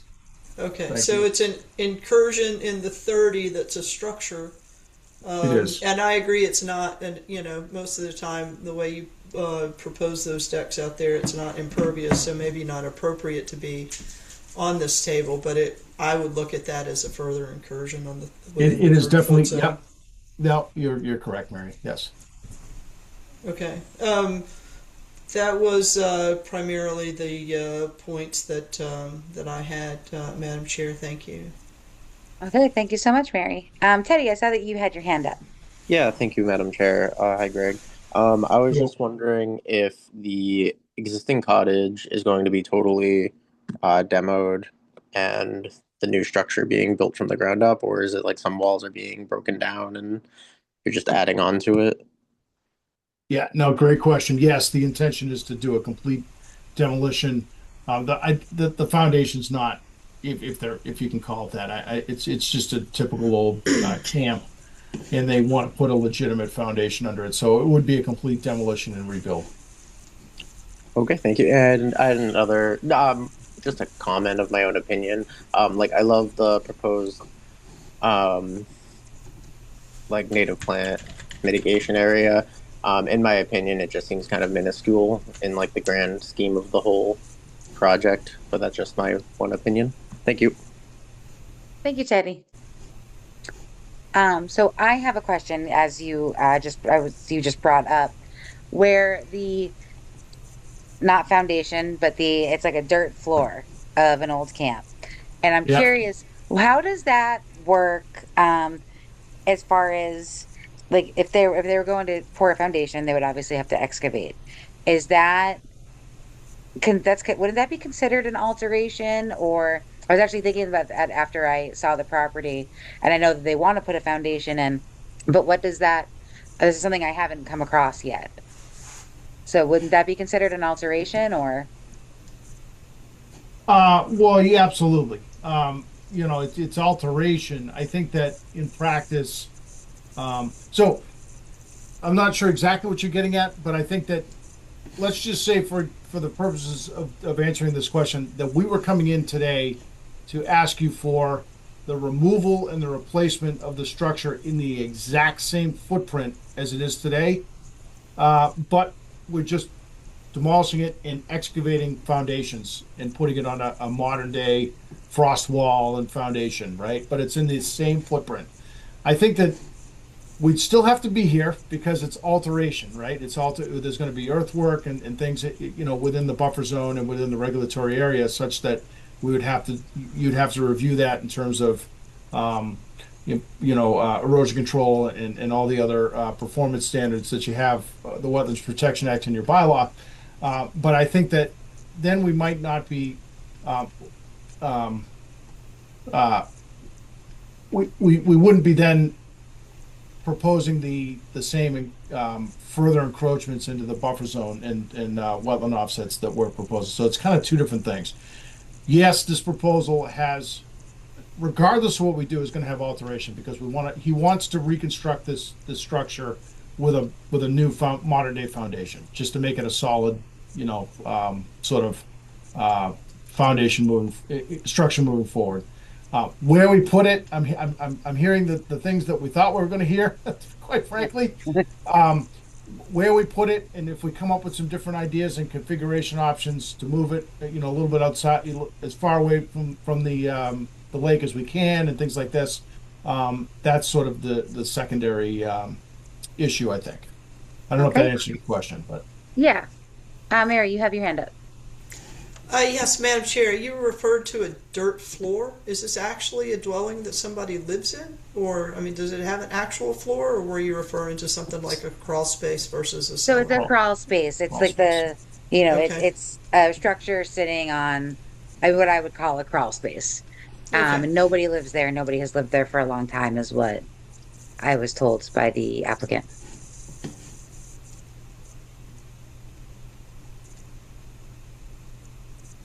But it's a structure nonetheless, and it's accommodated in the it shows up on the assessor's records. It was accommodated when they redid the septic system and things like that. So it definitely is a bona fide unit, if you will. But Um, it's not a modern day foundation. It's more like a camp foundation with a crawl space but it still has floor and living space above it. okay, thank you for that. And does it have an existing? You said it has an existing septic field. Yes. Where is that located? I think that's located uh over I think it's over here. Oh, I'm sorry, I can't highlight. Kind of like I don't have another plan, but I think it's outside the buffer zone, kind of where I say proposed plantings. Like Okay. screen isn't, it's on the opposite side of the driveway, I believe. And it was just recently redone, I believe. I can get some more information on that too, but That I don't would think be I don't think useful. it's an old system. I think it's been recently upgraded. Is And it connected? that? Sorry, Madam Chair. No, you go, Uh, Mary. Sorry. Is that going to remain the same, or is That there work yes, that's associated correct. there? No work associated. We're not proposing an increase in bedrooms. We would just be renovating the structure.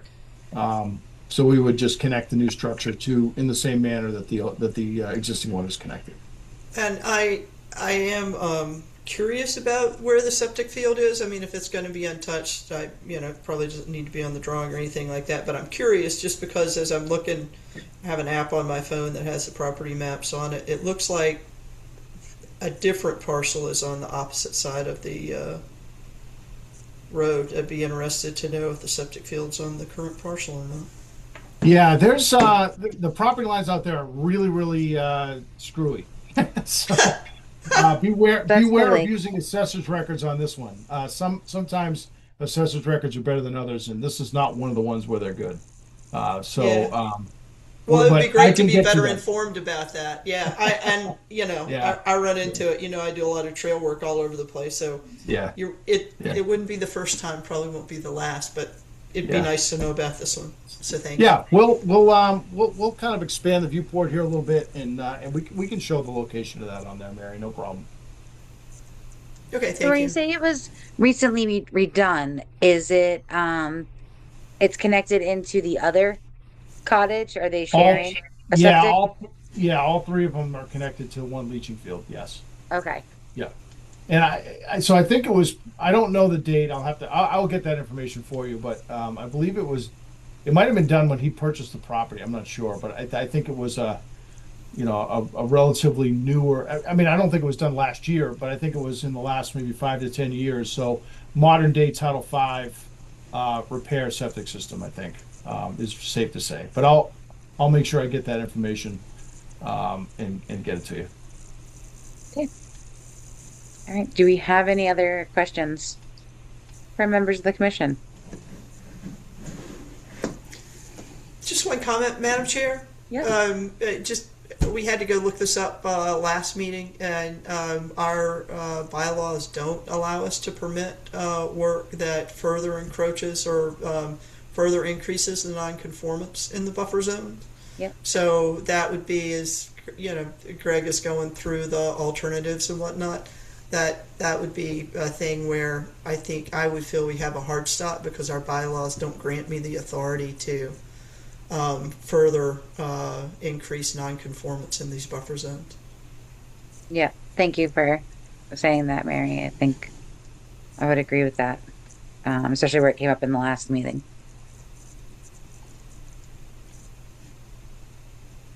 I appreciate you saying that, Mary. Thank you.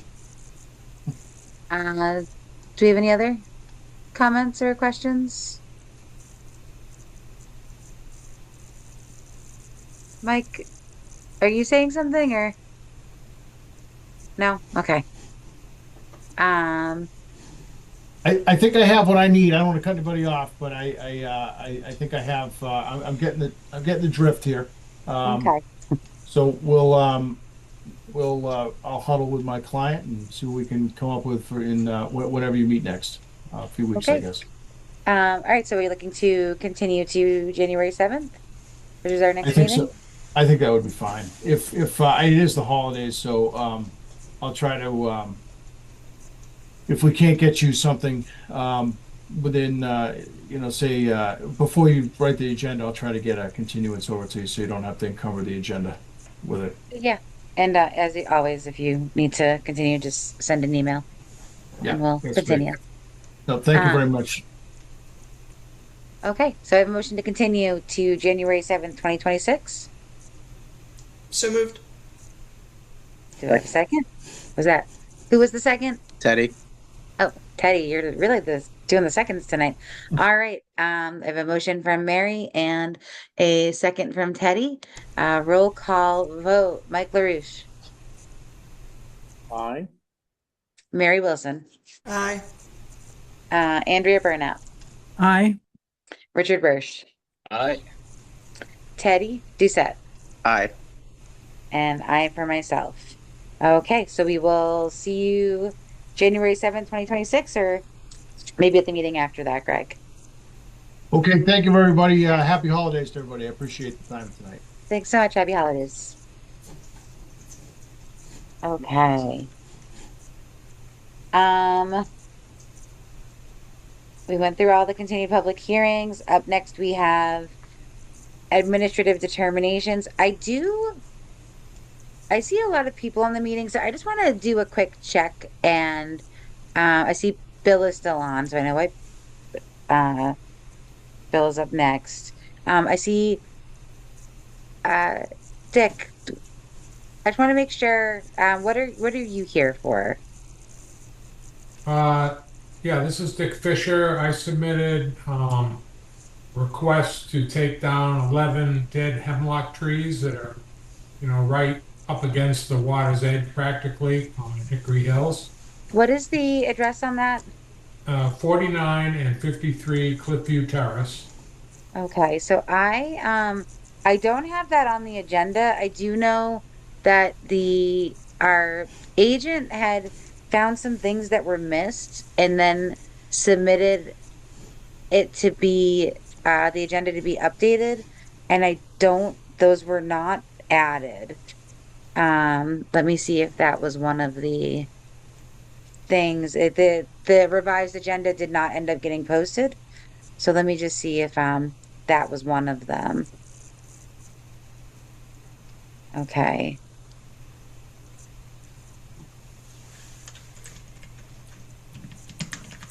Yeah, so that was on the agenda that was submitted to be reposted, and it did not end up getting it. Unfortunately, for some reason, it was not reposted. And so we wouldn't be able to hear it tonight, unfortunately. I'm sorry that you were in here all this time. Wow. Yeah. All right, so what's that mean? What's the next step then? So the next meeting would be January 7th, and we will make sure that you are on the agenda for January 7th, 2026. Okay, I'll get an email. Yes, you'll get notified through OpenGov. All right. No, I'm so sorry. So can you explain the problem? Are you just not on the agenda? Is that the problem? Yeah, so unfortunately, for a conservation and for an administrative determination, it needs to be on the agenda and posted 48 hours in advance. And Herlin had sent over a new agenda. And I'm not sure, I think that maybe by the time they saw it, it was too late for it to post it. But it did not end up being, she posted. There's actually a couple more addresses on there, so I'm going to check with the other people who are on here too and make sure that none of them were affected by this error either. But yeah, it just has to be posted within a certain time frame so that it's, within the open meeting law. Okay. And unfortunately, it wasn't. So I am so sorry. What I would like to request, if I get on the next agenda early in the evening rather than after 9 o'clock, if that's possible. Yeah, I think we should be able to pull that off. Usually we don't have that appointment that also pushes it back so far. So usually we move kind of pretty quickly through the other stuff. So it would not be this long of a meeting typically, unless we have a lot of new applications. Mary, you have your hand raised. Madam Chair, it's your discretion how you stack the agenda. I just want to throw that out as an option, Okay. especially since the office has kind of created a hardship for this gentleman. It's Okay. your discretion. Yeah. So as I said, now I definitely think that we should be able to make that happen, and we'll get you on early. That'd be great. Thank you. Good night, everyone. All right, no, thank you. I'm so sorry about that. It's okay. Bye-bye. The other addresses that I have, I just want to make sure we have some people in here that are more than I would expect on the current agenda that I'm looking at. Ones that were unfortunately left off were 8 Iris Court. Do we have an applicant from 8 Iris Court on? Okay. All right. Another one was 41 Hilltop Lane. And then 98 Horizon Island Road. Yes, this is Michael Long, 98 Horizon Island Road. Okay. Unfortunately, it wasn't posted in time. But again, I'm so sorry, and I can get you on early on the next agenda, which is January 7th, 2026. Okay, my concern is this is an oak tree that was split in high winds, and the split has gone from being about 4 feet from the ground to about 12 feet on the ground. I think the thing is going to go over in the next heavy wind, so I'd like to take it down before it falls down on its own on my house or my dock or something else. Okay, Mary, you have your hand up? There's a process for an emergency Yeah. type of action. The process Rich may be more familiar with than I am, but there is a process for that. Okay, and I believe that process is, Rich, and you can correct me if I'm wrong, but reach out to our, well, let me look at her notes. She does have notes for all of these. This is 98 Horizon. So, I mean, Herlin has said, deemed a hazard tree and presents an imminent risk to public safety and property. Removal of this tree is warranted to prevent potential injury or damage. Bridges appear structurally unsound and pose an ongoing safety concern. She probably has pictures in OpenGov if I open it. The only thing is that we have not opened this right now. And Rich, the emergency it's the emergency certification is what that's called, I believe.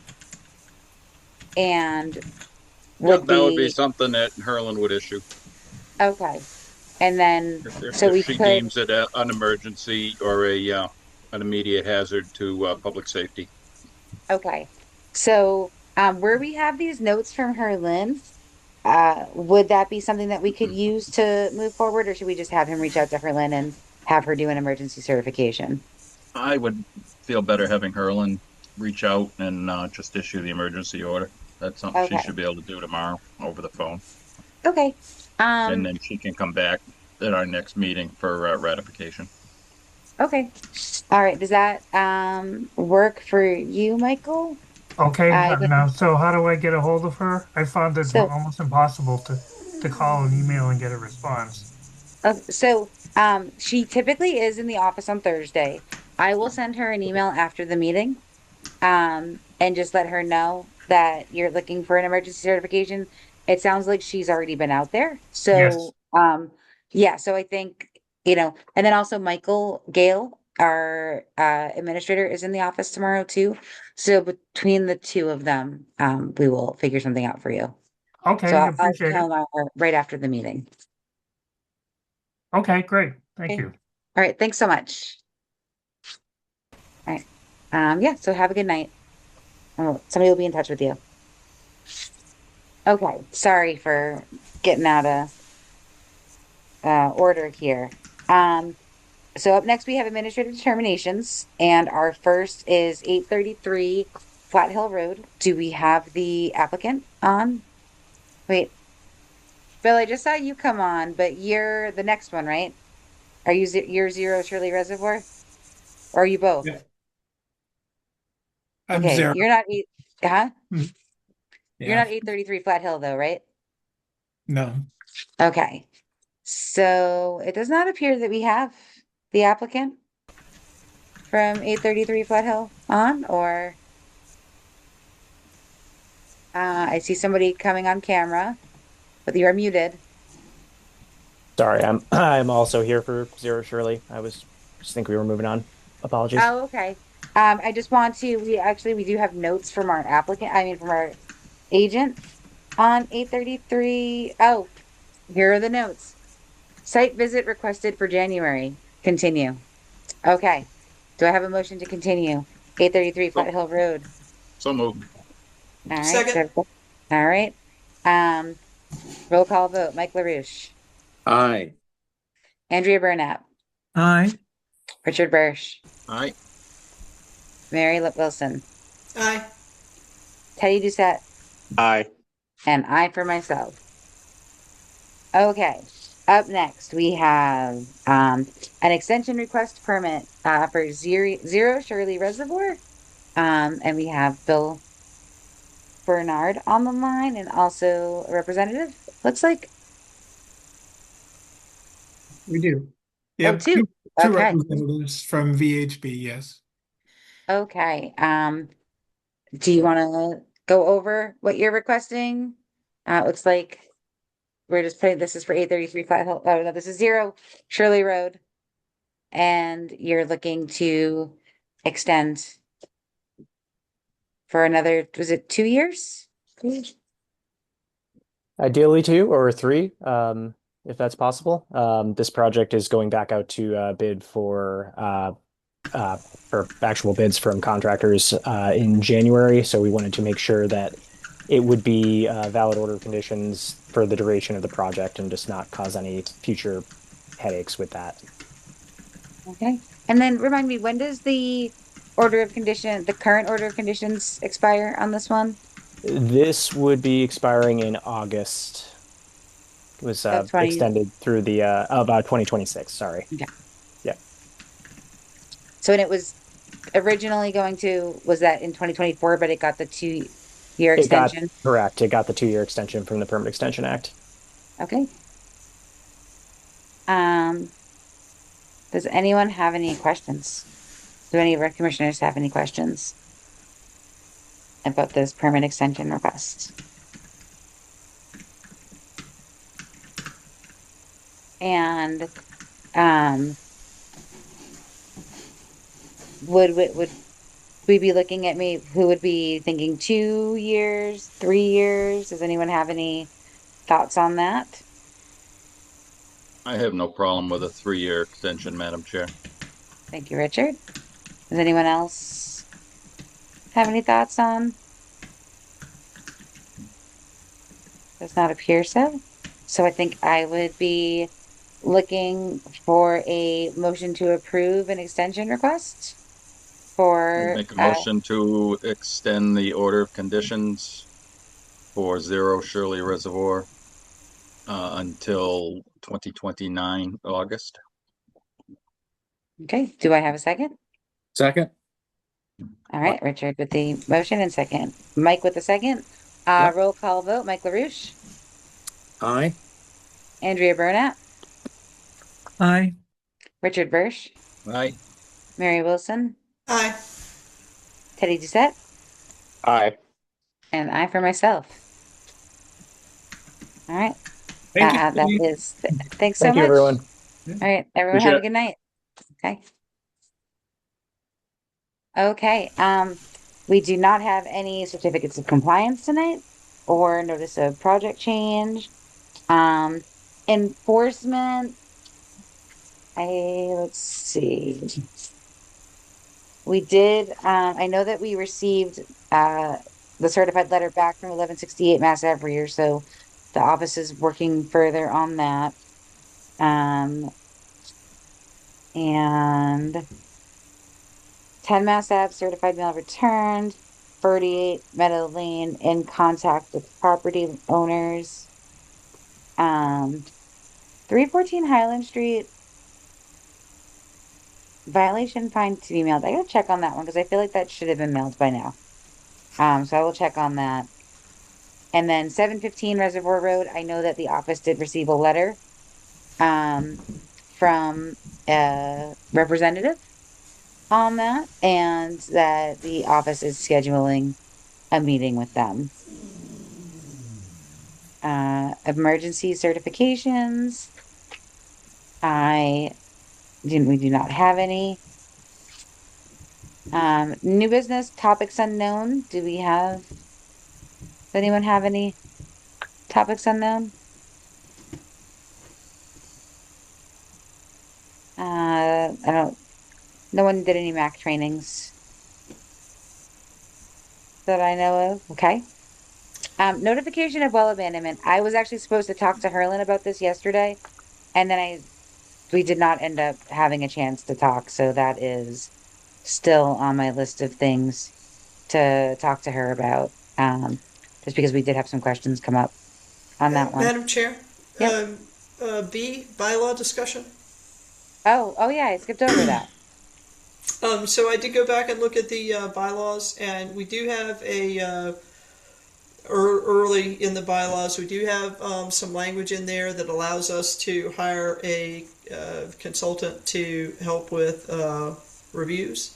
And I think that should, the limits on that work, I think the limits on the amount of money that we can get for the support for the amount of work that can be done needs to be revisited.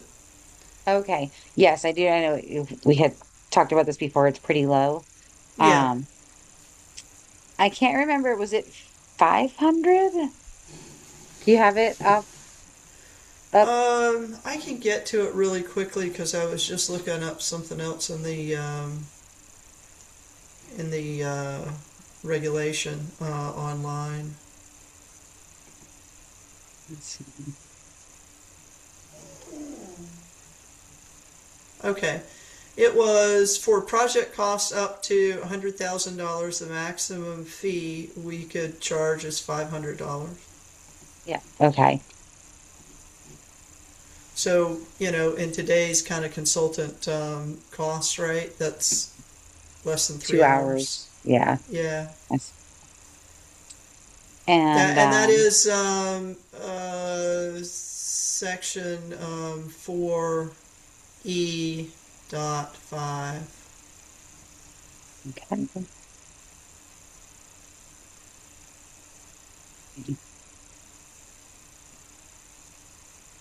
Okay. Do you have any thoughts on? No, but I think maybe Herlin might have some better recommendations about what to increase it to. Okay. And honestly, even if it's not perfect, then it's better, right? If we Yeah. increase it. And the other thing that might be, considered here because costs do tend to fluctuate, is that maybe the fee structures and limitations should be, moved to a regulation that's easier to change, either by the select board or by the conservation commission. Oh yeah. Okay. So I mean the bylaw structure itself could allow for the cost and refer to the other regulation for the maximums, right? But that would give the conservation commission the jurisdiction, to actually increase those fees if that, was what the local economy required. Okay. Yeah, that's a good idea. Does anyone have any comments or questions on that? Okay. I know. Yeah, I think that's a really good idea. Obviously, I know that that's something that we had talked about before is getting those fees increased, but also um having it in the bylaw that we can do it, but have it maybe be easily changed somewhere else does make a lot of sense. Okay, great. Thank you, Mary. Does anyone else have anything they want to add to the bylaw part that I skipped over by accident?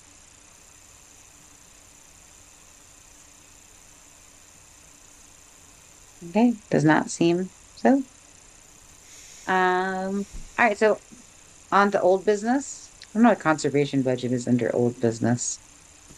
I don't have any updates on budget. I think that the next thing I have would be more of the Hollis Road residents. Maybe I'll wait till there.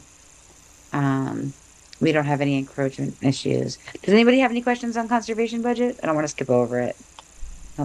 Okay. Hollis Road residents, we had the locks changed and it was roughly $350. Also we did have to put, oh, Mike, you have your hand up. You are muted. Yes, Madam Chair. I just wanted to, it's that time of year, that it's probably time to give Cam's Heating a call so we can service the You're, heating system for the winter. oh, And I'm willing to do that. And they normally charge around $300 or so dollars. I'd like to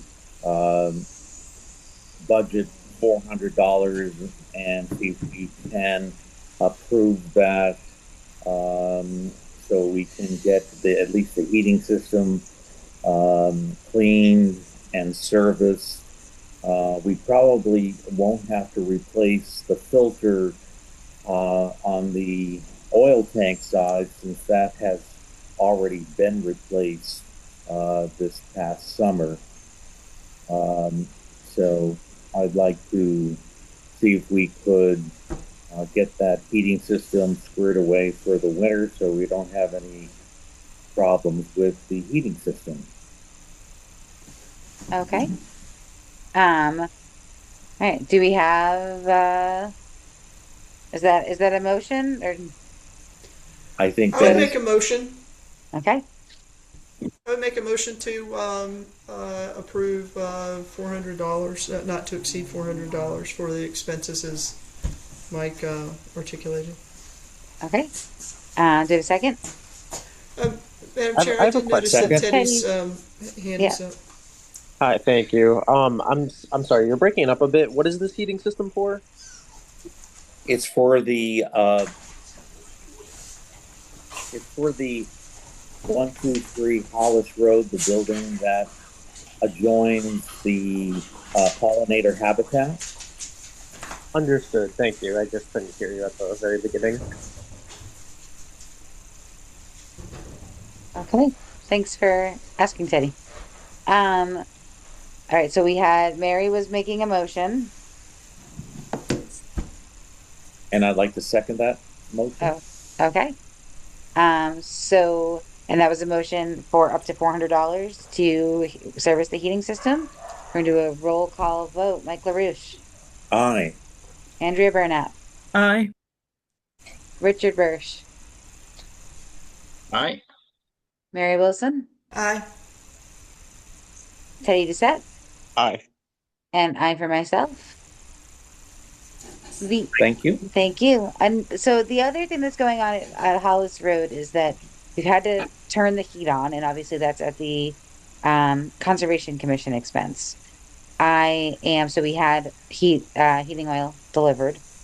We also had the locks changed. So just trying to figure out the best way to approach these expenses. Should we be, even though they've already been expended, should we be approving these after the fact? Just so we're kind of keeping it on the up and up is my kind of gut feeling. Or Madam Chair, that's what I would recommend. And I don't know, like with the heating oil thing would be hard to forecast for this year because we probably don't have to keep it habitable temperature, just non-freezing temperature. But I think that's all we can do. And then there's like a really clear record that the office staff can use to approve invoices and whatnot. okay. Madam, Yes, Mike. the thermostat is set for a 55-degree hold. So we are having minimal heat in the building, but not so low that if something were to happen, we could get in trouble with frozen pipes. The only thing we don't have is any way of regulating that everything is normal and the heat is on. So it might be something to think about or talk about at some point.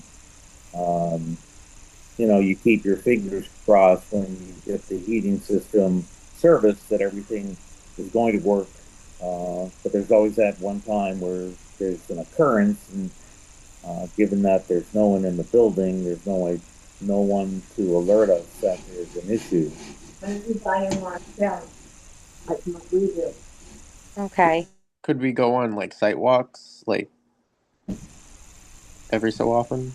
Well, there is a device that we have used since we are here in Florida. We want to maintain our temperature and our humidity.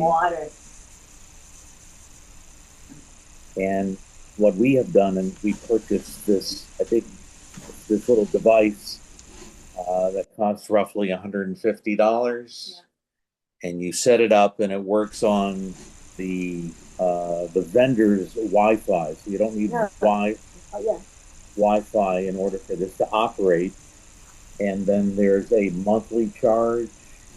The device is $150. The monthly charge about $11 in order.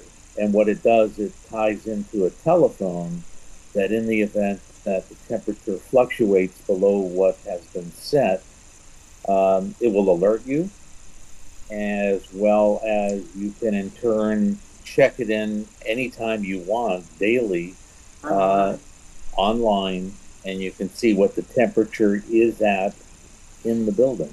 And it doesn't have to be yearly. You can do it just for the winter months. Right. There's no, if you wanted to only have the temperature monitored for 4 months, you can do that. So it would be 4 times the $11, and the device would be yours as long as the electricity is on. You plug it into an outlet, and it will provide you with that service. And if for some reason there was an issue, we could always call the director of facilities, who could certainly take a drive-by and check out the building. So that would be a recommendation that we could easily do, approving, the $150 for the one-time charge for the device, and the monitoring for perhaps until April. I think that would be a safe time period to monitor the building, until which time we get to the point where we know what we're doing with that building. Okay, awesome. Does anyone have any questions or comments? Do you know the name of the device? Did you say? It's called Marcel. Marcel? Marcel.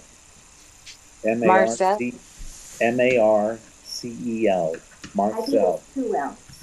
Could be 2 L's. Okay. Okay.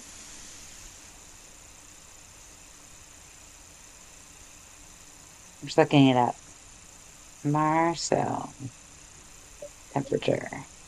And then we used one, I used to use one at my old work for our greenhouses, but they ran off of Wi-Fi, so that wouldn't work.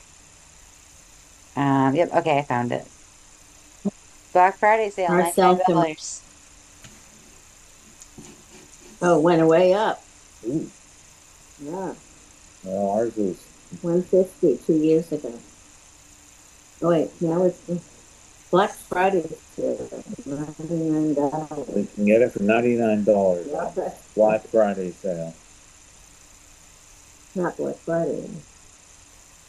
Oh, that's right. So On select products. okay. And it's like So work. so is that something do we think we'd want to look at?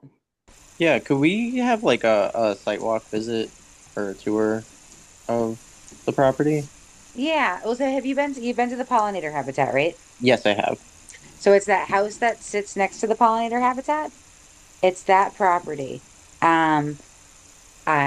We need to get the key from the conservation agent because the locks were just changed. Right. If you would like to see it, I'd be happy to take you. It is, it's, I wouldn't say it's super habitable right now or pleasant to go in. Okay. Do But you like what is the fate of that building? so that is up for discussion. That's something that I was actually going to bring up tonight.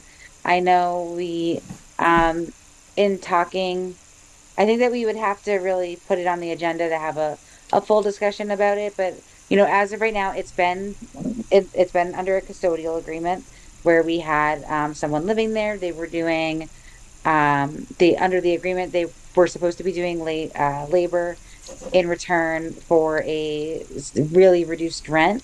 Um, that did not always happen, but the the thinking last time we spoke about it was to have it go to more maybe of a market rate, try to figure out what that would be. But it needs a lot of work before it would be habitable again. Sure. And I'd be I don't know what like we're like allowed to do. I'd be happy to volunteer some hours to go clean it up as much as I can. I really appreciate that, Teddy. Some of the work that needs to be done is, I think we're probably gonna have to talk about getting a professional in, um, to come do some of it. Like probably some floors are gonna need to be ripped up. Was there like trash That's and debris? yeah. Yeah. There's Trash it and wasn't. debris and animal feces all over the place. Yeah. Okay. I'm a vet tech. I Like can I'm I've been around animal feces before. I cleaned horse stalls. I've seen it all. I'd be happy to go in and like do as much as I can. I don't know what I'm allowed to do, but um I'm happy to do Madam that sort Madam of work. Chair, yeah, why Mary. why don't we get him a key and take him over there on a Saturday or something and Yeah, see. I would definitely be happy to take you there, Teddy, and let you. I mean, obviously, any any help you're willing to. I just, I think we should definitely have you get you in there so you can see it, and anybody else who's interested. Andrea, I do think you went, but did you go inside, Andrea, when you were there? I did not. No. Okay. You were just on the property. Yeah, I Right. definitely think where it's a conservation property, I think it would be really helpful for anybody to see the inventory of things that are under conservation purview. I actually just saw it for the first time myself a month ago. I mean, I'd seen it from the outside, but I was just inside for the first time. So yeah, so the keys were just changed. I know that a key is going to be left with the conservation agent. I was supposed to be off work tomorrow, but no, I'm not. But I'm going to try to maybe I'll be able to pop in and grab the key tomorrow. And if you're interested, maybe we could do Saturday or Sunday. Yeah, I'll get back to you on that. Okay. I have to double check. Okay. Yeah. Madam Chair? Yes. Madam, I was told by Chris Ruth, who's the facilities director, who mentioned when he was going to replace the locks that he was also going to remove everything out of the refrigerator because there was a time lag between when the electricity was shut off and when it got turned back on. There was still food inside the refrigerator, so he said he would take care of that. So just an FYI. And he actually sent an email and said that he did do that, which we really appreciate. I feel like I think he's going above and beyond, truly. I know that, this wouldn't typically, I don't know that this is really something that's typically in his job description. And I think that he has just been very helpful. And I really appreciate that. I think we have a good relationship with the facilities department, and I've worked with Chris on a number of things as it relates to the Hollis Road property. So I'd like to think that he will probably continue in, whatever support role that he has given us in the future. So I'm hoping that will continue. And then, yeah, any help, any support that he is willing to give, we appreciate so much. It's really just very nice of him and our facilities department in town. Yeah, he did say in his email that there was evidence of rats around the property. I don't know if that means in the house or outside the house. It sounds like they're probably in the house. Yeah. So they probably rats in the house. Which I know that could be something that's been happening since, that might not be something new either. Who knows? Um, But typically, when the food goes away, they go away too. yeah, that's true. So, okay, so as far as the budget goes, we have a bill from Jim's Lock and Key for $311.84 for changing the locks. We have I can't even read my own writing, $28.49, $28.43 bill from Unitil for the electric being turned on. And then we have a $685.86 bill from Peterson Oil, which I'm guessing is filling. I think it was almost empty, right? So it was a total fill. Right, it was empty. That's why the heating system went down in November. And when I called Peterson on behalf of Chris Ruth, he says that's who the town uses for oil. So all of these items should come out of the Haas fund to pay for it, and that's what he considers he will do. And he mentioned he would send all of those invoices over to Michael Mike. Gale. Yep. Okay. Yep. So I'm just letting Michael know that they're coming out of the Haas fund, but I just want to make sure we have full transparency in the meeting on, the bills that we're paying. I don't know if we want to just have a motion to approve these, just so that we, are all on the same page, or is that overkill? So moved. Was that Teddy with the motion to approve? Yes. Okay. Do I have a second? Okay. So we have a motion to approve $311.84 to Jim's Lock and Key, roughly 30 to Unitil, $685.86 to Peterson Oil. Roll call vote: Mike LaRouche, Aye. Andrea Burnett, Aye. Richard Bursch, Aye. Mary Wilson. Oh, you're muted. I saw your eye, but I didn't hear it. Aye. Okay. Teddy Doucette. Aye. And I for myself. Okay. And we'll just kind of handle anything that comes up that way. As far as I don't think we'll have to have heat put in for a while. That's actually a really good, because is that a 275 gallon tank, Mike? Yes, and it's not on a automatic. So when the Peterson will keeps track of the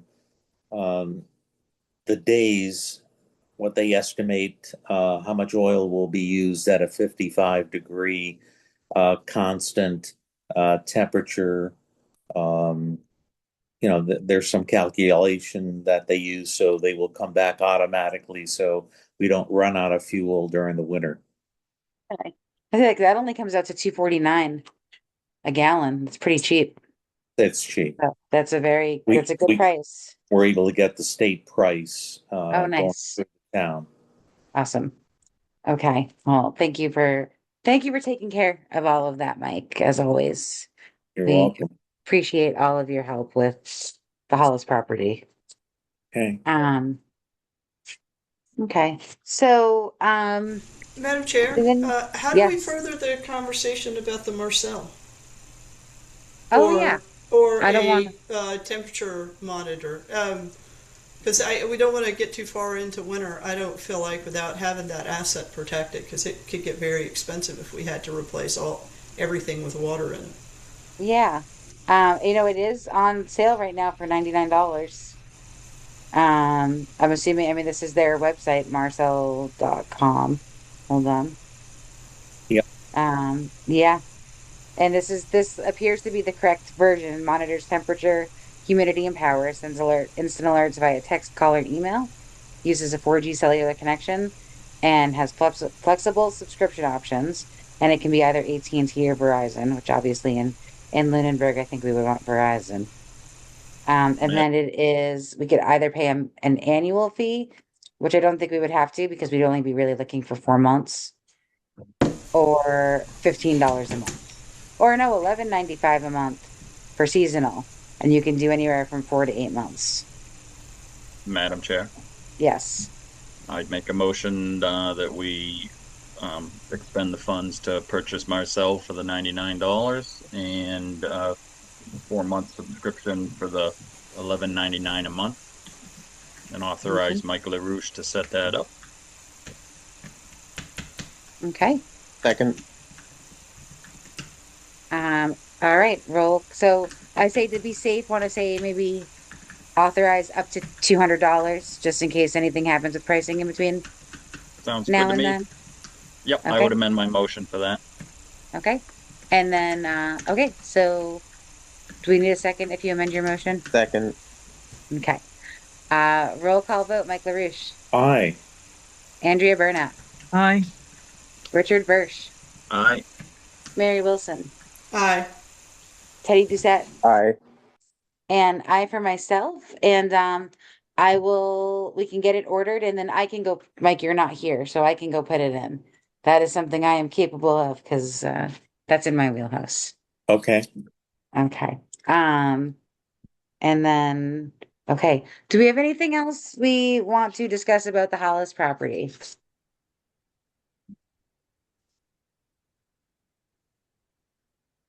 Okay, it doesn't seem like it.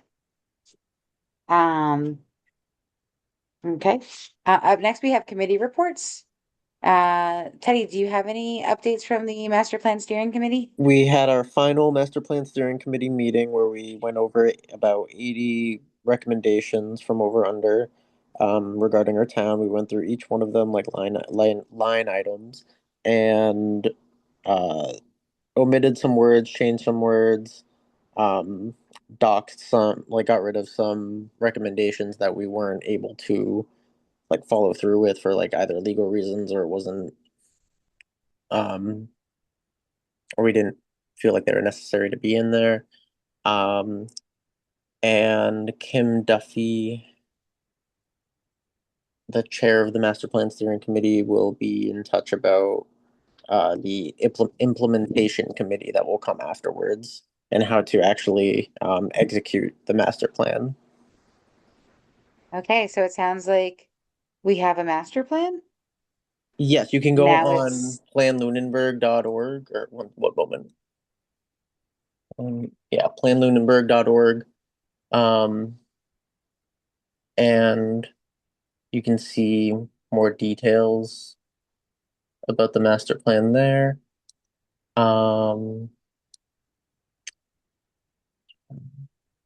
Or you can email, or you can go back and look at the last meeting actually, and it goes over all of the recommendations that were in the master plan. But that was our feedback to over under, and then I think in a couple months they're going to come back with like the actual master plan itself. Okay, so does this mean that the master plan committee is not going to be meeting again until they become like a true committee? There's going to be, so like the master plan committee has like dissolved essentially. Yes. And they have to figure out how to approve the meeting minutes for like the last meeting. And because usually committees don't just form and dissolve, so there's some confusion over that. But in later months, the implementation committee will form, of, Okay. I don't know who that is going to be. I hope I can be a part of it, but I'm not sure what it looks like because it doesn't, it's a concept of a plan at the moment. Right. Okay. Yeah, this is, I know, Stormwater Task Force, like we're a task force. And then if the stormwater utility comes to fruition, then we become a committee. So this is different because you're already a committee. And then I would almost think it would be like the master plan task force and then it would become a committee. But you're a Yeah, committee and then you're going to be I doing joined the committee implementation. pretty late, Yeah. and they've been doing it for the last like 3 years or so, and I just got in like late this summer. Yeah. Okay. All right. So no more meetings for that, but then hopefully you'll be able to continue when it becomes its final form. Yes. Okay. Cool. All right. I'm gonna go on the website and take a look at it. And then that should be finalized, you said within the next couple of months though? Yeah, I think they're coming back January 20th, actually. Okay. Oh, so pretty soon. I do not like to think about how soon January 20th, 2026 is, but it's pretty soon. Okay. Do you have anything else you want to talk about as far as the master plan steering committee goes, or? I think that's all. Okay, thank you so much, Teddy. And thank you so much for, volunteering to be on that. And I think it sounds like you really enjoyed it. So I'm really glad that that worked out. All right, Chris is not here to give us any updates on open space. Oh, wait. Your little celebration thing just like floated across my screen and it said your name next to it. It was really cute. I don't know if everybody else saw that. We did. Yeah. Okay, stormwater. We have not met since the last meeting, so nothing new to report on that front. We're meeting early in January. And we'll be hearing hopefully the consultant that we're using for the implementation of the socialization of the utility, which hopefully becomes a implementation of the utility. Will be talking to us at that time. Okay, communications public comment. We do not have any members of the public on. Do we have any communications from the commission? Okay. Upcoming meeting schedule. We are meeting again January 7th, 2026 at 7 p.m. And then do we have anything else that anyone would like to add before we adjourn? Happy holidays, everybody. Oh yeah, happy holidays, everybody. Yeah. Mike in Florida, Rich in what was it called again? Exumas?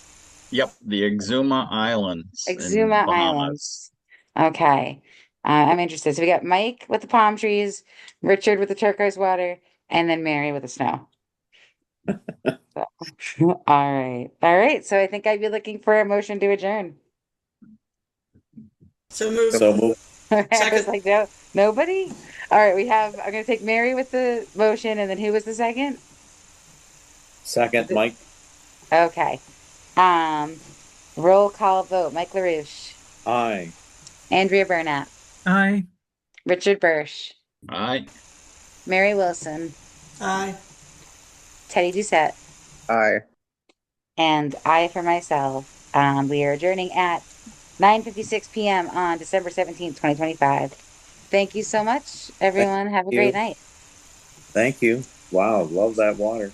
Happy holidays. Oh yeah, is that Richard? Are you sharing? Yeah. Oh my God, look at this. I'm just showing my husband. That is nice. All right, I'm putting it on my bucket list, just like everywhere else you've been, Richard. Thank you. Thank you so much, everyone. Have a good night. Oh my.